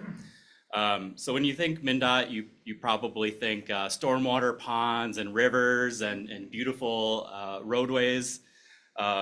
We own, and I don't know this to be true, but I know for a fact that we own the most hydraulic infrastructure in the state. We have 75,000 culverts, 75,000 different storm sewer pipes, thousands more structures connecting those in the network, about 2,000 stormwater BMPs across the state, not just MnDOT owned, but we've got about 16,000 plus bridges, waterway-sized culverts that are crossing streams. And so chances are if you traveled here today, you crossed no less than a few hundred pipes that were owned by MnDOT. So we have the fourth largest public road system in the nation. And with the extremes, we're challenged to maintain and make sure all the potholes are fixed and make sure that the roads are in good state of affair. We've recently gone on an endeavor to really try and track, like, well, how many flood events, how many times have we responded to things? And so before this meeting, I pulled some numbers in our new flood database. In the past 10 years, we've responded to about 1,300 different flood events or instances from a flood. So not individual flood events, but different sites. And we've seen, with the help of Kenny and others, just how that climate has changed for us of how scattered we've had to be when we have mega rainfalls. So mega rainfalls is defined by the state climatology office as that 6 inches plus of rain over 1,000 square miles. With at least 8 inches happening. So, a widespread 100-year storm or more. And one of those big events, August 2007, about 3,500 bridges got subjected to that 100-year event. So looking at all those for scour potential afterwards, this happened 2 weeks after 35W collapsed, that we lost another bridge, and actually across the nation, the #1 cause for bridge failure is scour. And so I don't know that people always appreciate the interaction of water and roads, but either we're a dam or we're a channel taking water, and we've got this very limited right of way. So, we've had the privilege of assuming stationarity in our designs. Certainly we've done research to bring in and get Atlas 14 adopted into our state quickly. But the mission's changing. We used to say that we want to get you from A to B, and now I say we got to get you from A to B with resiliency. So that's how we relate. Wonderful. Thank you, Nick. I will not ask for Sunny's relation to the topic because she set the stage. So I am now going to take questions from our audience. So if our in-person audience has a question, please raise your hand, and we'd love to ask it. Thank you. Hi. Well, I'm curious, with this administration and all of the budget cuts that have been happening, I'm curious what kind of each of your organizations have talked about or planned with maybe the lack of data that'll be coming in, especially because of the budget cuts to NOAA and the National Weather Service. Have you guys talked about that? Is there a plan in place? Are you planning to do some of that yourself? What are your whole thoughts? I know that's a big question. I want to start on that as I'm on leave right now, so I'm not technically here. So if that speaks enough, I think it usually does. I'm also the only meteorologist in my specific component of DHS. And subsequently, when you take on a chief meteorologist role, my time in the military, so on and so forth, I do a lot on my own. So I don't have a team at work. So the good news is that I've never really relied on it. So some positives on my side of the work. However, does that make me a target for very easy to kill off the climate initiative? Yes, 100%. So there's these questions, and I think you'll find this in every agency. The question every day is, do I have a job? And you wake up and you look at your LinkedIn and you see which one of your friends no longer have jobs. You go to conference calls that are getting canceled frequently, or the head of the call is no longer able to cancel it because their account's been closed because they were fired the night before. So I would argue it is definitely a different operating era. It is chaotic, but the notion USGS brought up, which again, fantastic, there is enough science to act. As it stands right now, we have been doing research on this exact topic, widespread, national and international.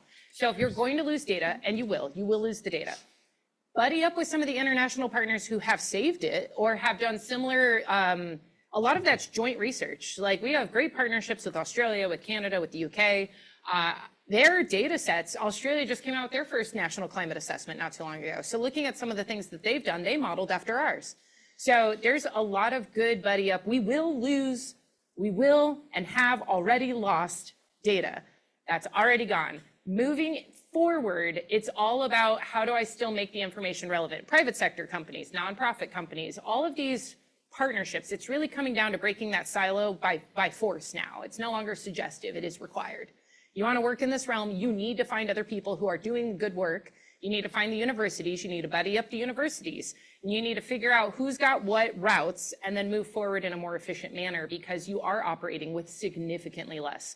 The military really, I feel like, trained me for this. I was ready that this was going to become a struggle. So I at least, I've never had a fear of consequence outside of death, right? I always tell people, are you going to shoot me? No, then it's not that bad. So arguably, yes, it is very daunting. Yeah. So it is concerning. It is a problem. There is definitely a lot to be said about humor, taking everything with a little bit of humor these days, but also understanding your consequence margin. Are you willing to put your neck out for the science that you're putting forward? Are you willing to put out the other necks of those who you're pushing forward also? So some of those studies, you'll notice that all of it's in the notes section because some scientists have come back and are like, I don't want my name on the slide. I want it down below for the scientists. Absolutely fine. Work with your data providers. Anybody else want to comment? Sure.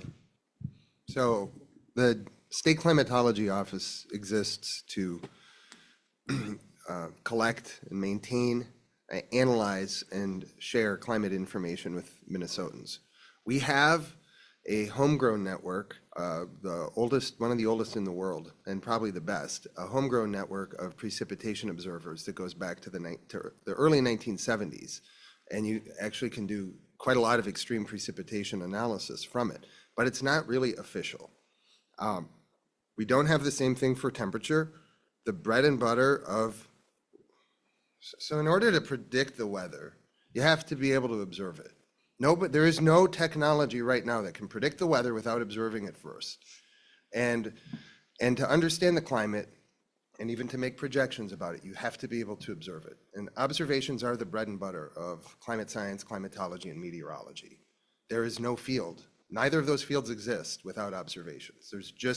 There's not enough. The global circulation is too chaotic to just say, okay, we know how all these equations work, so here they all are together, let's just push play. You actually have to have initial conditions. So our office uses the observations heavily. If you want to understand state records, they come from NOAA. State records are from federal observers who are volunteers who volunteer on behalf of the federal government.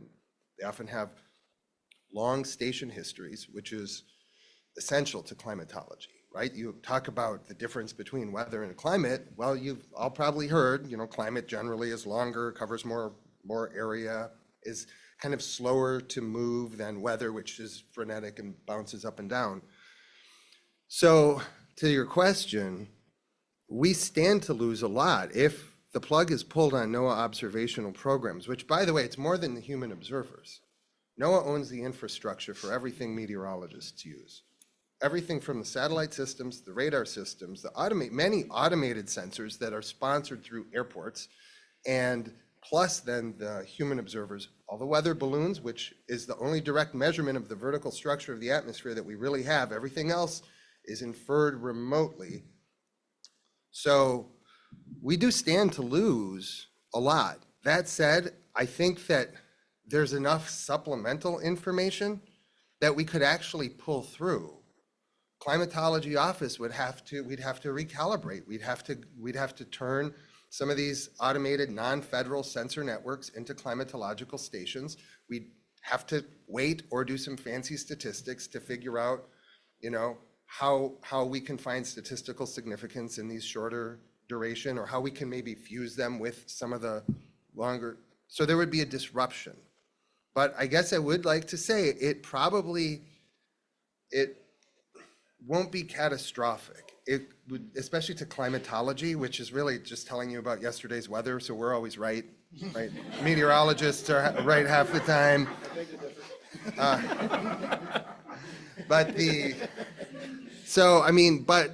But in the immediate term, if the plug were pulled on all of the data sources, we would have to reinvent the work that we do, I would say. And then we'd be relying heavily, really heavily, on published science to help us infer and try and help us gap fill. We already do rely heavily on published science to make sure that we're using correct interpretation. And we would become more reliant on these sort of alternative forms of information, and we would have a lack of some types of data. But especially in Minnesota, which is always invested in data systems, we have what are called mesonets. We have one in Hennepin County. We have a big one rolling out statewide. We do have supplemental information that we could use to kind of plug in gaps. We don't want to, because we want consistency, and that's the bread and butter of what we can say about our climate system. So long answer, I only give long answers, but it's a great question. Any other thoughts on that question? Yeah, regarding the budget cuts, we actually saw an infusion for the first time of money through the bipartisan infrastructure law, the PROTECT program, of trying to build resiliency and transportation programs. So we do have some more money coming, but we are always leery of that changing and some of the rhetoric that's come out about withholding funds. And so, like Kenny said, we're interested in MnDOT and ourselves having our own network of stream gauges or water level sensors at critical facilities, partnering on the cooperative stream network. We recognize that there's a lot of cooks in the low water resources kitchen here. And so where we may be limited in some areas, we're trying to build those partnerships better than what we've had in the past.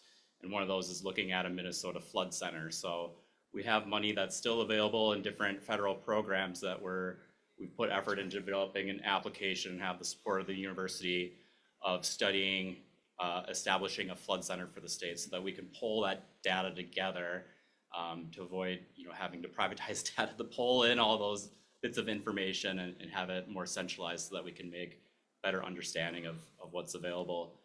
So we're trying to get more efficient in some ways.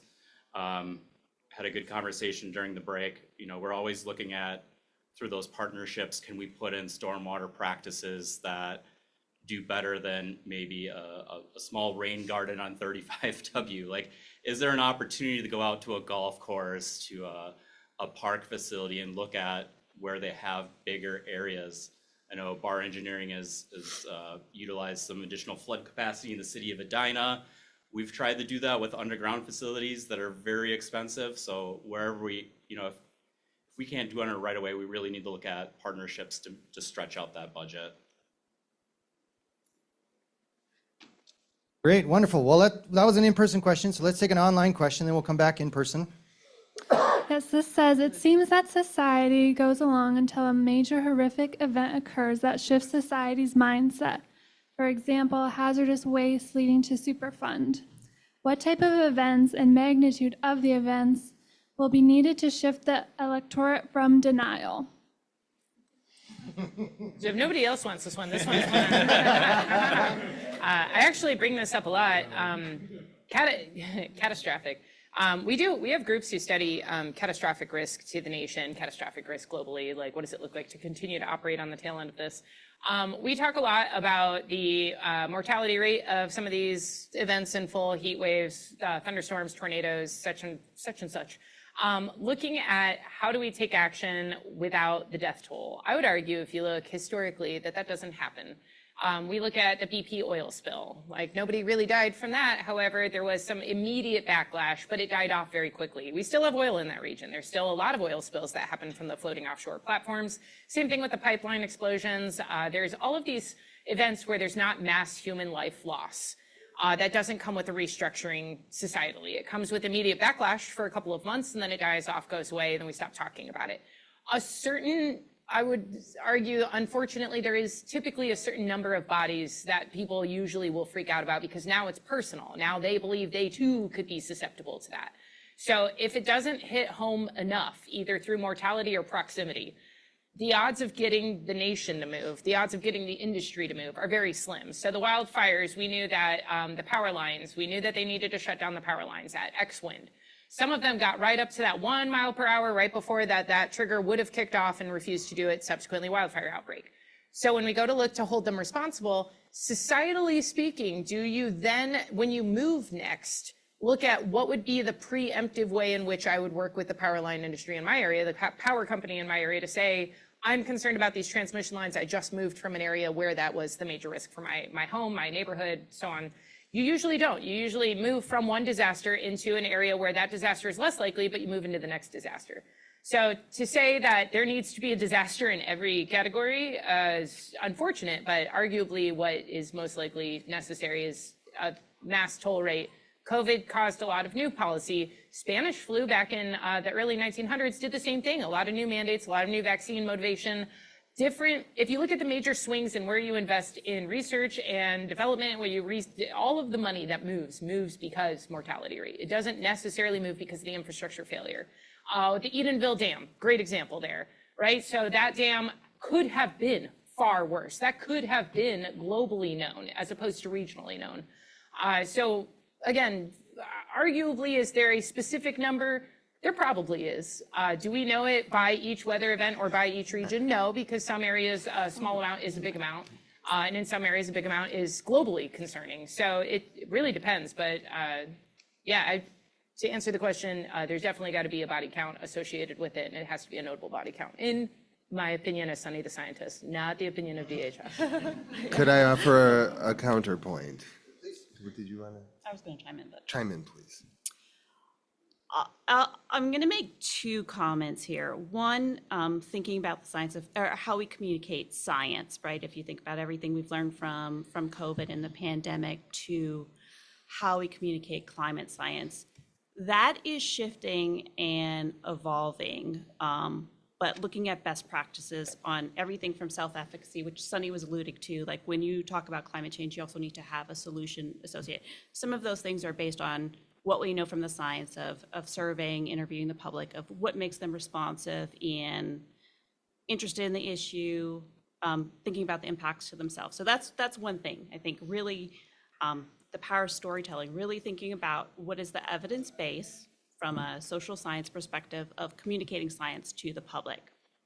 The other bit I'll add is I think that the landscape is shifting faster than we think, and that there's a disconnect between scientists, the public, and politicians on climate change.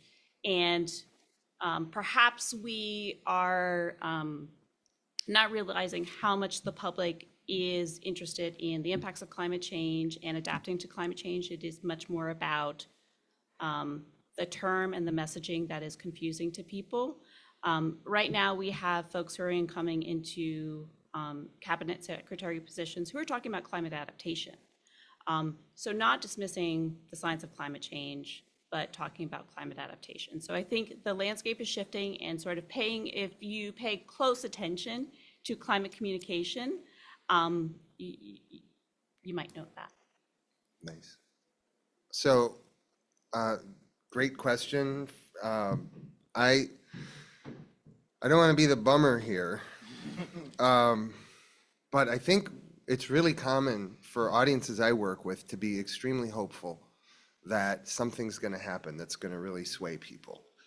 I just want to point out that in the last few years, while climate science has been a pretty mature discipline with very firm findings for several decades now, which is the foundation for us having enough information to act. Just in the last few years, Florida, Louisiana, Texas have had catastrophic hurricanes. These are the areas with some of the lowest acceptance of climate science in the world, acceptance rates. That didn't change. When Yale resampled the population after these major events, there were only small shifts in people who actually made the link between extreme weather affecting their community or affecting people they knew in their family and, you know, their actual attitude about the adoption or embracing of climate science. So I think that people will act even without maybe, there's this cognitive dissonance that occurs a lot. I go out into rural Minnesota and give a presentation similar, but with a lot less, and I'm usually a pretty energetic speaker, but not what Sunny brought. But, you know, graphs, charts, lots of information, and people will sort of say, hey, this is great. It really helps me understand the things I've observed, but what do you think about climate change? And they don't realize that those two things are actually connected, and what I was presenting was about that. And I think that you will probably see action, people changing their behaviors, people moving to other places, people at least embracing adaptation and resiliency, even if they don't articulate that, yeah, I get it, you all were right, we should listen to the scientists. I'm not going to wait for that to happen. Because there's already been, you know, multi-decade drought, 1 in 1,000 and 2,000 year modeled precipitation events, widespread, we've had wildfire, all the things, everything that Sunny talked about, all these positive trend lines. And, you know, there's been some shifts, but not necessarily where you would expect it to be amongst the communities most affected. So I remain sort of skeptical that there's going to be an aha moment and eventually we're going to get to, you know, 98% agreement. But I do think that there will be changes possible and people will be taking action even in lieu of that ever occurring. Yeah, I want to piggyback a bit about what was said. And I had the pleasure of giving a presentation on resiliency in Texas last year to a concrete industry. So I felt like I was going into maybe a hostiler territory. And so I started off my presentation talking about the disaster movies that I grew up in, how much I love them and how they've changed. And there was sort of a narrative change in that we didn't listen to the climate scientists and this happened. So now let's listen to the climate scientists and you know, bad things still happened. And so in realizing this, it's like, well, there's a lot of stories coming out at that time about insurance companies leaving these different regions. And I think money speaks and people act when their pocketbook is as a effect. I mean, if we look at the last election, egg prices, I mean, you know, that shifted a lot of people's mindsets about how the economy was doing. So a more pertinent example is perhaps in 2008 when Iowa was experiencing a lot of its billion-dollar floods. That translated into the Iowa Flood Center.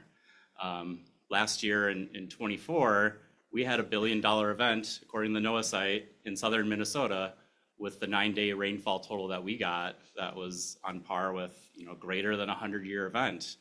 And so I think some of those events lead to major shifts in thinking. Maybe not panic-is that it's going to change everything all at once, but certainly I think, you know, the money, follow the money. It'll change minds. Actually, yep, we've got some good questions, but I want to build on this just a moment because I want to zoom in. Some of the answers to that question, we're thinking, you know, big scale, big policy, national level, and even kind of media thoughts. But Nick, what you were just saying for me was the question I was going to follow up with. What about at the local level?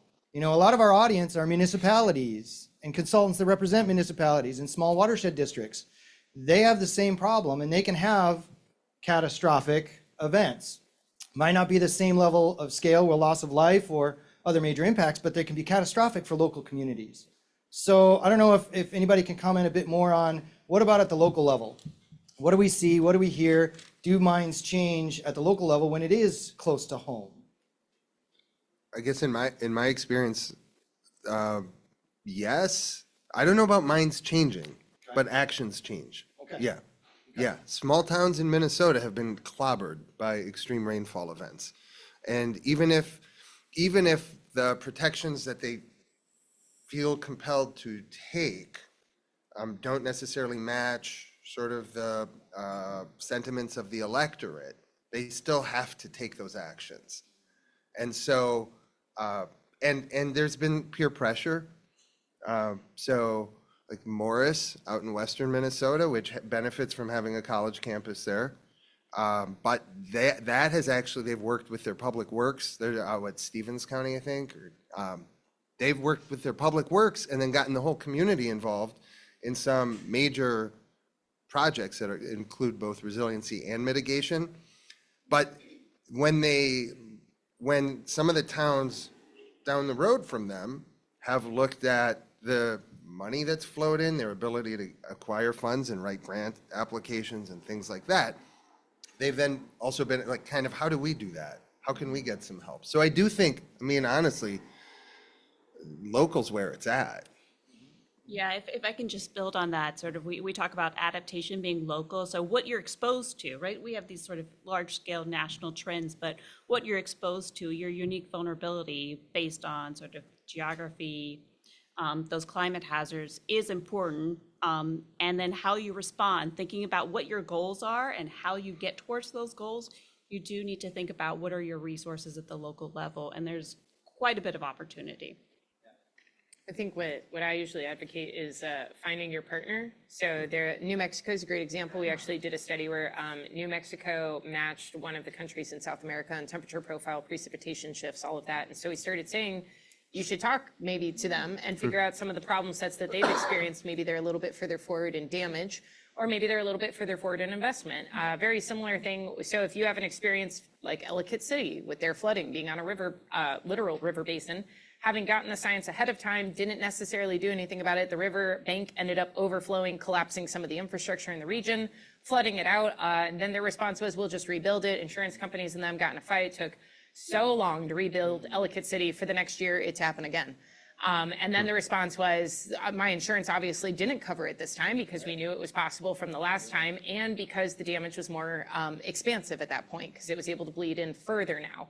So then they started moving as a group to say, we're not going to come back as stores and repopulate this area. A bunch of the community started to get upset about how they were handling it.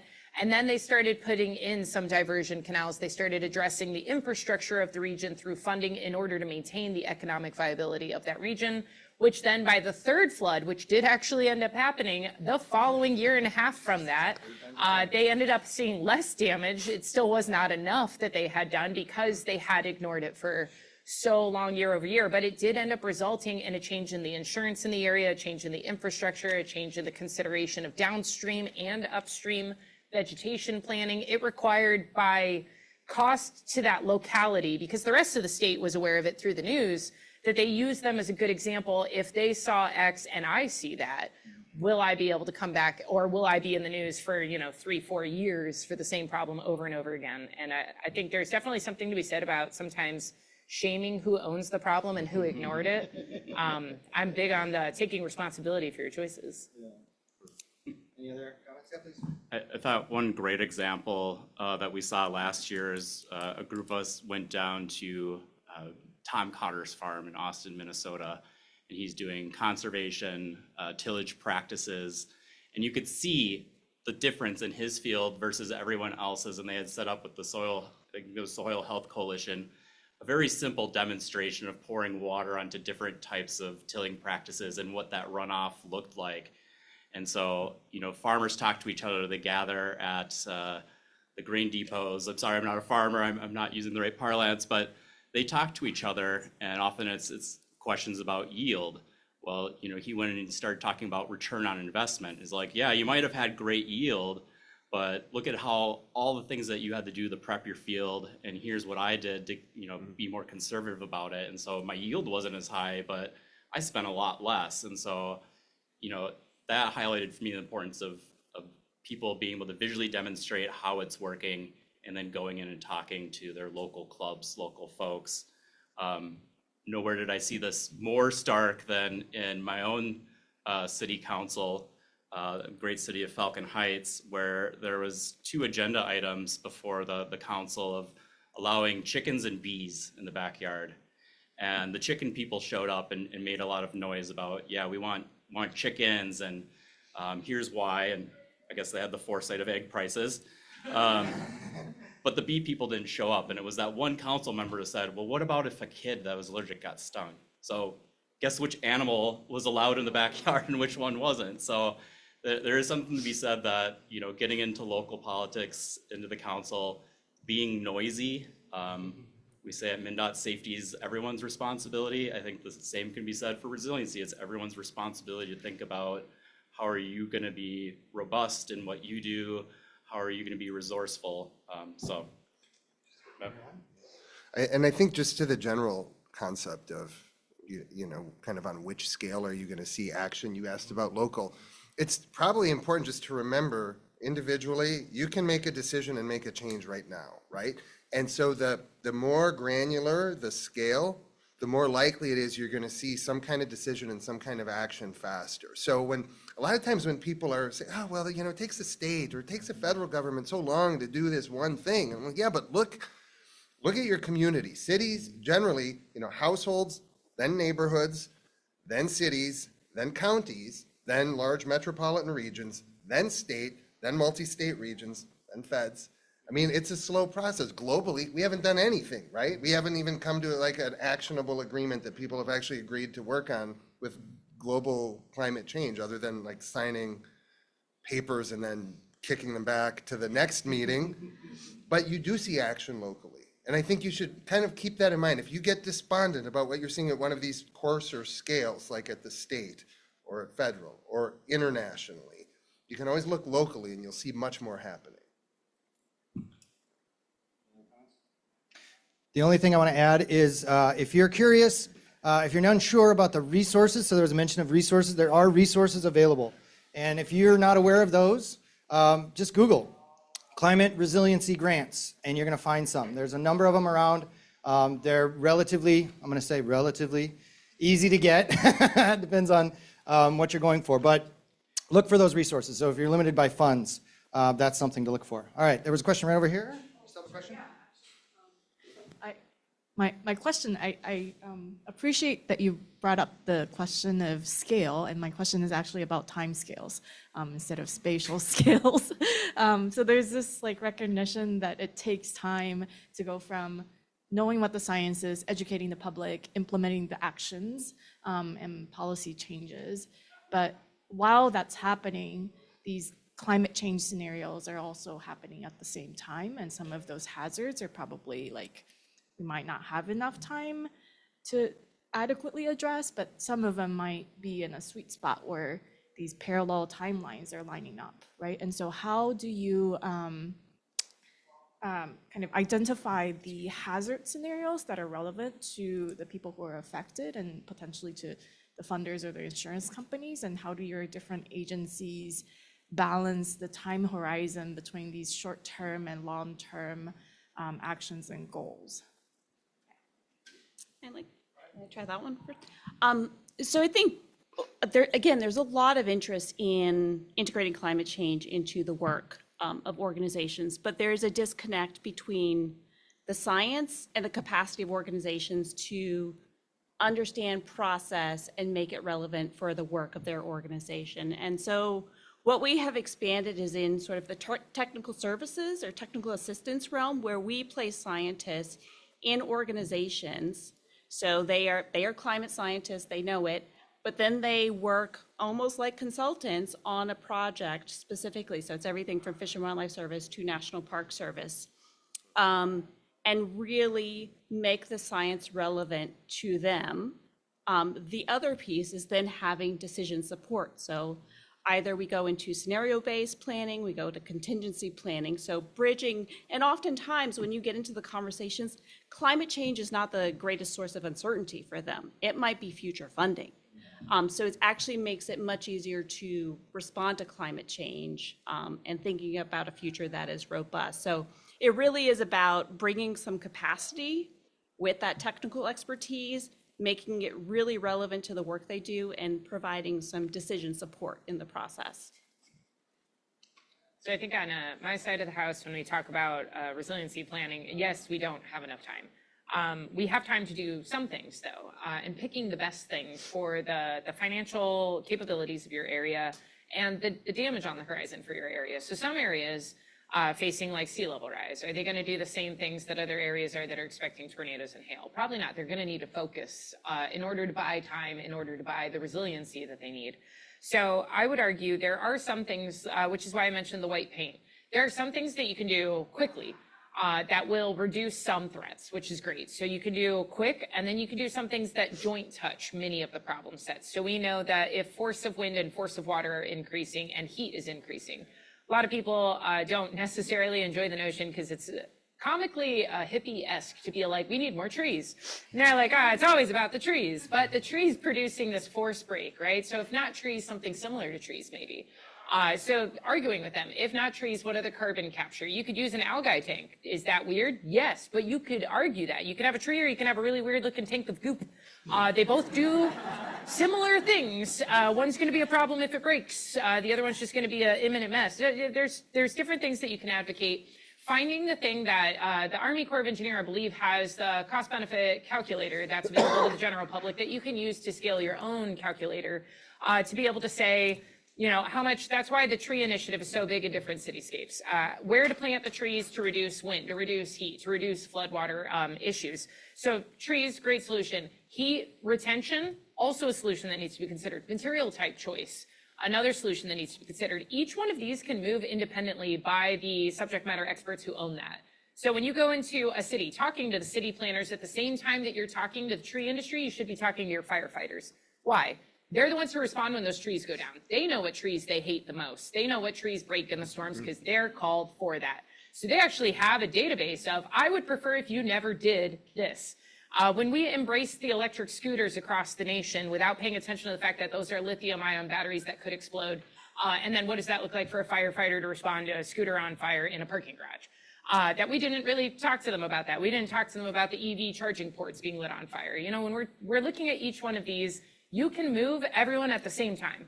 You don't need to wait on federal policy to shift. You can just go and plant those seedlings locally and say, I would like if you could come back with X information and we could just have a discussion about it. Start your own working groups, start your own forums on it. You don't have to wait for state, you don't have to wait for federal. You could do all of this just by finding other people who care in that same component. So I'm a big advocate for the, what do we have in DC? It's Professors and Pints. You just go and you drink and you get a bunch of like nerds in one room and we all just talk about it and general society can come and listen based on the topic. And those are super fun and it gives you innovation immediately at that local level. Because somebody's probably tried something you want to try and might have more information. At MnDOT, we have the RAT, the Resiliency Advisory Team. And it's a great mascot because what better survives change than the mighty rat. Nice. So this advisory team's pulling across all kinds of people across the agency. And it started out as sort of a grassroots thing, but it really got us having conversations with our material staff who are looking at road bases and what impacts does precipitation have on that. The folks that are looking at geohazards and the interrelation of all these different things. And we recognize that, to provide these resources and figure out time horizons, whatever, is you got to start now and you got to start everywhere. And so we have our transportation project development process that, it starts out with you are scoping a project or doing some planning activities. Well, that's the time to ask a lot of those good questions of what if scenarios, like, well, what if there's 15% more rain? Which is why we introduced the check storm into our new drainage manual of checking something bigger than you would have before, even though we don't know exactly where that cone of certainty is going to lie. Just asking those simple questions. We did this with the Blatnick Bridge project, which many of you know might be a $2 billion project between us and Wisconsin. And they're looking at where they're setting the beams of that bridge. And we asked the question, well, what if the Great Lakes go up? And it's like, that's not a question that MnDOT normally asks on a transportation project, is what's happening to Lake Superior in the next century? And it's like, we're building this bridge, and is it still going to be useful mid-century if the water goes up 2-3 feet in the Great Lakes? And so while we're doing that, we also have to work on tools to try and identify statewide where our vulnerabilities might be. We have to find those things. We have to work with maintenance to get quicker repairs out there. We have to work with construction about preserving sites, protecting infiltration areas, working with operations to get those gauges to monitor so they know where to send resources ahead of time. So it's sort of everywhere all at once. So to your question, I think, so imagine, this is going to be tough. I'm trying to have you imagine like a really complex graph. It's 3-dimensional. You have one dimension is hazards. Just name some sort of hazard or climate stressor, right? And then on another dimension, you have sort of, actually it's going to be 4 dimensions. So don't even picture a graph. It's weird. But you have to consider the hazard or the stressor, the sort of time horizon, the sector impacted, and I guess with those pieces of information, you actually get a lot of really interesting intersections. So I often, my job is to help Minnesotans understand what's happening to their climate. And sometimes it's helpful to just remind everyone that things happening right now in Minnesota are winter's warming super fast. It's driving our overall warming trend. Winter's warming 3 to 5 times faster than summer. We are losing extremes of cold much faster than we are gaining extremes of heat in Minnesota, all right? So now there are sectors in natural resources that are extraordinarily sensitive. Forests, some ecosystems, plant communities, et cetera, that are extremely sensitive to the loss of cold weather. Whereas there are other, certain cities or just the general population in general, they're not really directly affected by warming winters. They're going to have some indirect effects, and some of them are actually maybe going to be positive, like lower heating bills and things like that.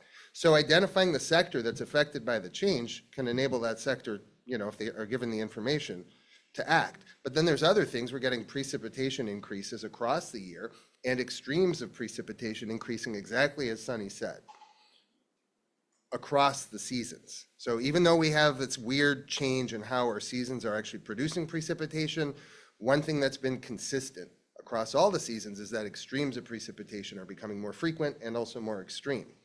That affects broad swaths of the population and lots of sectors. So with that information, you can say, okay, there's other things that haven't begun changing yet, but that the science tells us will. And depending on where your priorities are on that sort of time horizon, sector, and hazard, weird shape that I've just described, you can sort of decide if now's the time to act, right? Extremes of heat are definitely going to be increasing in Minnesota, and they're probably going to be humidity driven. We haven't fully observed that happening yet, and so it's up to the sector that's responding to determine if that's important enough to take action now when you've got other things in a limited budget and limited staff and limited decision capacity that are changing now. Some of these things might not matter to your sector, your community, or the kind of work you do, and you consult best practices basically. But it is possible to identify where you are on that spectrum by consulting the science or science communicators. And there's a lot of information actually available on this. It's just you have to kind of know where you are and what your priorities are. Any other thoughts? So we are quickly running out of time. We're going to take one more question online because I believe our last question was in person, and I think we have a good one that's pretty highly voted. So we'll take that question online, and then we'll finish up with our key takeaways. Yes, this one says, for the local Minnesota stormwater regulators, what kinds of rule changes should be implemented for how we reasonably design our BMPs to account for these climate changes? For example, basin size, abstraction volume, etc. That's a potent, like, Good question. I mean, it's a good question, but answering the question then owns the problem, in my opinion, because then you're giving a recommendation, which comes with its own problem set. So I would like to see how you're. We actually can't make management I recommendations. see. That's what I thought. So on the federal side, I think I have to like lean back a little. Not that I'm here on behalf of DHS. I'm here as Sunny the scientist. So again, emphasizing. So I'll pass to either of the two localities because I don't want to overstep my boundaries. Go for it. As someone who has to follow those rules for transportation projects, I don't know if I'm in a position to suggest new rules to further complicate projects, but I think maybe if you know, with the regulators, if there's some changes in how we can be more flexible, setting up things like banking programs where, you know, instead of putting that ditch block in alongside the road where we have very limited space to do anything, and safety is always on the mind, is where in the rules can we find off-ramps or alternative compliance paths that we could, you know, contribute to a bigger regional facility that may be, you know, the ditch block might be $10,000 per pound of phosphorus removed, but if you did something bigger on this site, that goes down to $10 per pound of phosphorus or something. So I think having some more of those flexibilities in that and how we can adapt and partner in bigger facilities where we don't have the space. I think looking to and working with some of what we're doing at setting those precipitation guidelines of, well, what should we be designing for? Right now, you know, we have this check of the 15% storm above and beyond that we're starting to at least use to make informed decisions. Whatever it is, I just hope that, you know, we can come together on consistent language and consistent definitions, because like I said, there's a lot of different cooks in Minnesota in the water resource world, and where we struggle with sometimes is consistency and clarity of what the regulations are. So bigger conversations to be had. Yeah, in our office, we often get people want us to tell them what to do. And I'm like, hey, I'm a climatologist. I have no idea how to be a hydraulic engineer. I can give you the information that you can use to make your design values. I can give you some information to help you understand the trajectory of the trends. But it's really fun to deflect it back to them. Like, you make the decision. I'll tell you what's happening. And one of the things that I tell people, especially when you're talking about things like stormwater, anything really having to do with the quantity of water that's sort of available or being moved or being retained, think extraordinarily reflexively and think broadly. In 2021, which was our first year with real drought in a long time, we had in the Rainy River up northern Minnesota, we went into D4, that's the highest level of drought, exceptional drought. And they hadn't had a drought like that since at least 1980. And that region, so water was dropping, it was coming out of the soils, water was dropping at lake levels, river levels, everything was just exactly what you'd expect from both a persistent long-term drought and elements of a flash drought embedded within it. It was amazing, but basically beginning a few months later, they went into a historic wet period and they had the worst flooding on record the next spring. And you can choose to think of that as a weird coincidence, or you can accept that sometimes our extremes are going to defy your expectations and might take you from one level that you'd never observed in your lifetime to another one that you'd never observed in your lifetime. And you need to think about both, because in the 2010s, when we started doing a lot of this work, we were telling people how the climate is changing, and we were really emphasizing wetness because that was the pervasive trend. And we'd have to also remind people that our climate still is going to bounce. It goes up and down. It's naturally variable. We're in the middle of the continent. We're halfway between the equator and the North Pole. There's a lot. We have access to a lot of different air masses. And when we get stuck in a persistent pattern, we're going to become dry or wet or warm or cool, even as we have persistent changes. And you need to be able to think about all of that and hold all of that in your mind. You don't just think water, water everywhere. You also have to think nor any drop to drink, right? You have to think about the droughts, the extremes of those, and the extremes of wetness together. Don't plan for just one. You'll regret it within a few years if you do. Any other comments? Yeah. Yeah, I was just going to say one thing. I think a lot of times folks look to climate scientists for an answer, sort of like this one. And what I do is I push back in that we have some information, but that there's a lot of information as local experts, as professionals, and that it is your responsibility sort of to take that information and then push it into practice.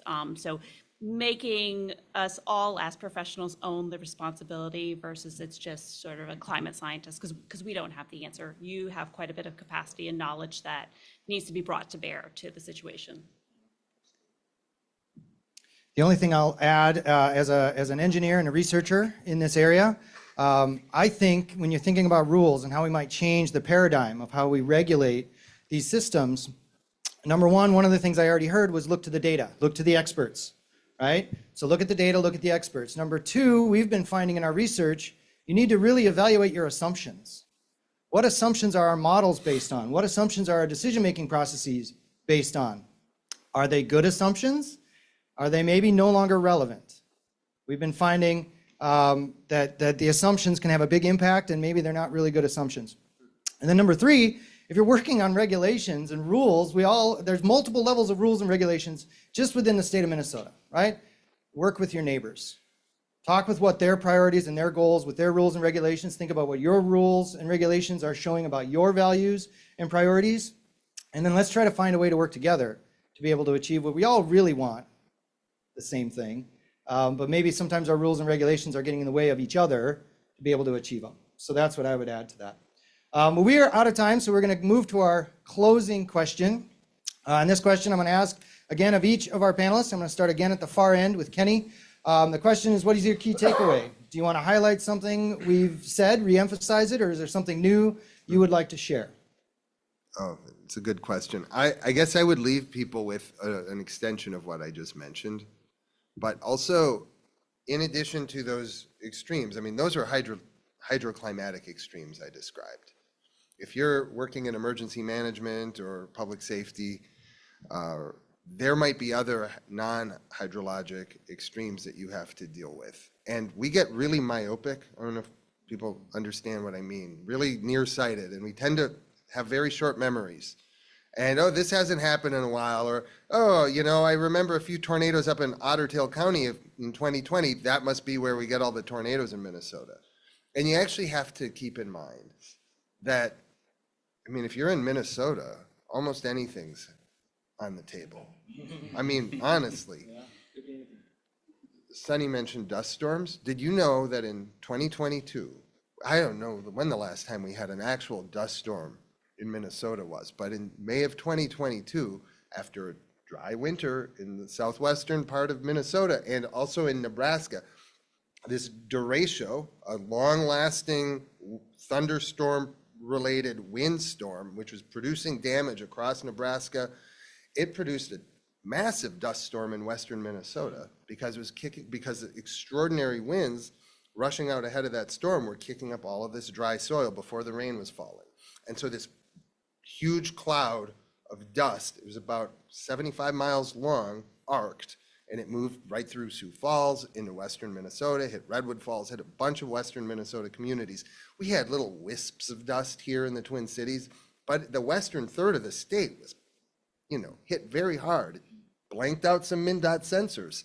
It was actually, the dust was getting into some of the airport sensors too. So you got to just think like, oh, just because I haven't seen this thing, it doesn't mean it's not, everything's on the table here except, you know, we're not going to have storm surge from a hurricane in Minnesota. I promise you, we won't have that. But almost everything else is on the table, including as these seasons, like Sunny mentioned, expand. It's a matter of time before you have a tornado outbreak occurring in an area that's within a few hours going to get a blizzard.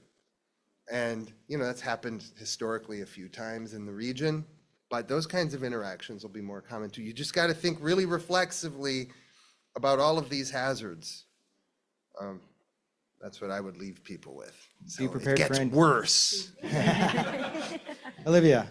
Yeah, so I'm really interested in fostering cross-disciplinary conversations, and action, adaptation between natural resources and infrastructure.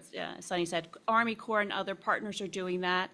And where we come in is really the quantification of where do we select, restore, conserve wetlands for the biggest impact on improving water quality, improving or reducing impacts on ecosystems. And thinking about the cost. So we have a great project being led based on the St. Paul campus looking at reducing flood risk on the upper Mississippi River and quantification of those benefits of wetland restoration. One of our visiting scientists in the past really looked at where and how do we improve water quality based on wetland restoration. So thinking about the co-benefits that come from working with natural resources to benefit both society and natural resources. Nick, your key takeaways.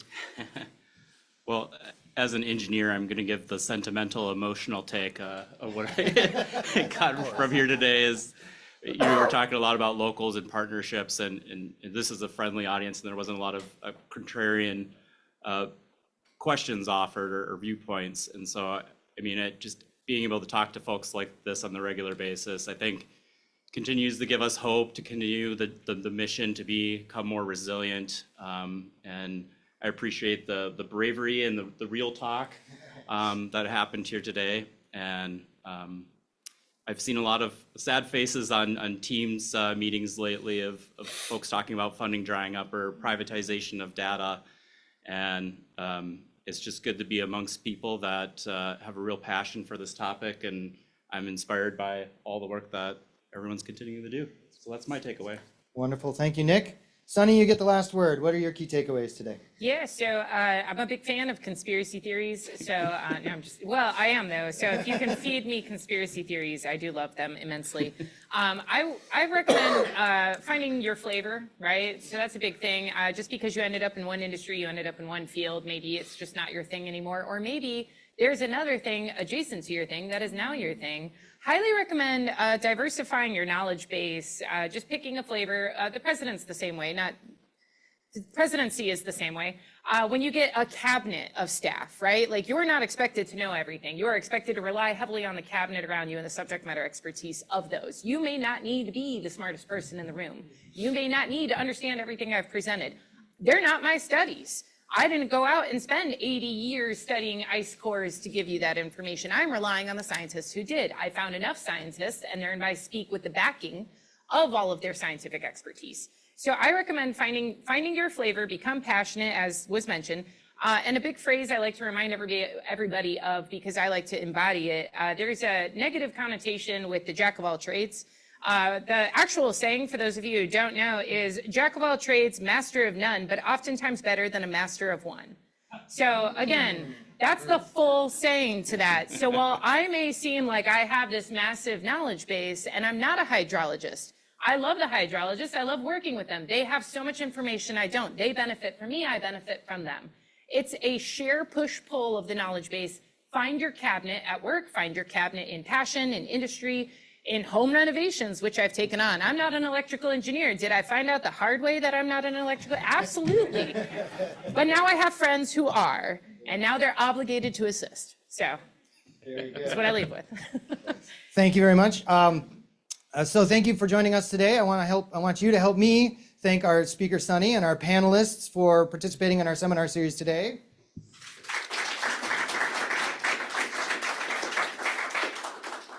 I want to thank you, the audience, for joining us, both in person and online. If you are interested in professional development hours, you can send an email to me, Andy Erickson, and I will make sure you get a certificate. I also hope you will join us next month and at future Minnesota Stormwater Seminar Series events. You can find our full schedule online. You can also find recordings for all of our seminars online on our YouTube channel. So I hope to see you at a future one. Thank you so much for joining us. Have a great day.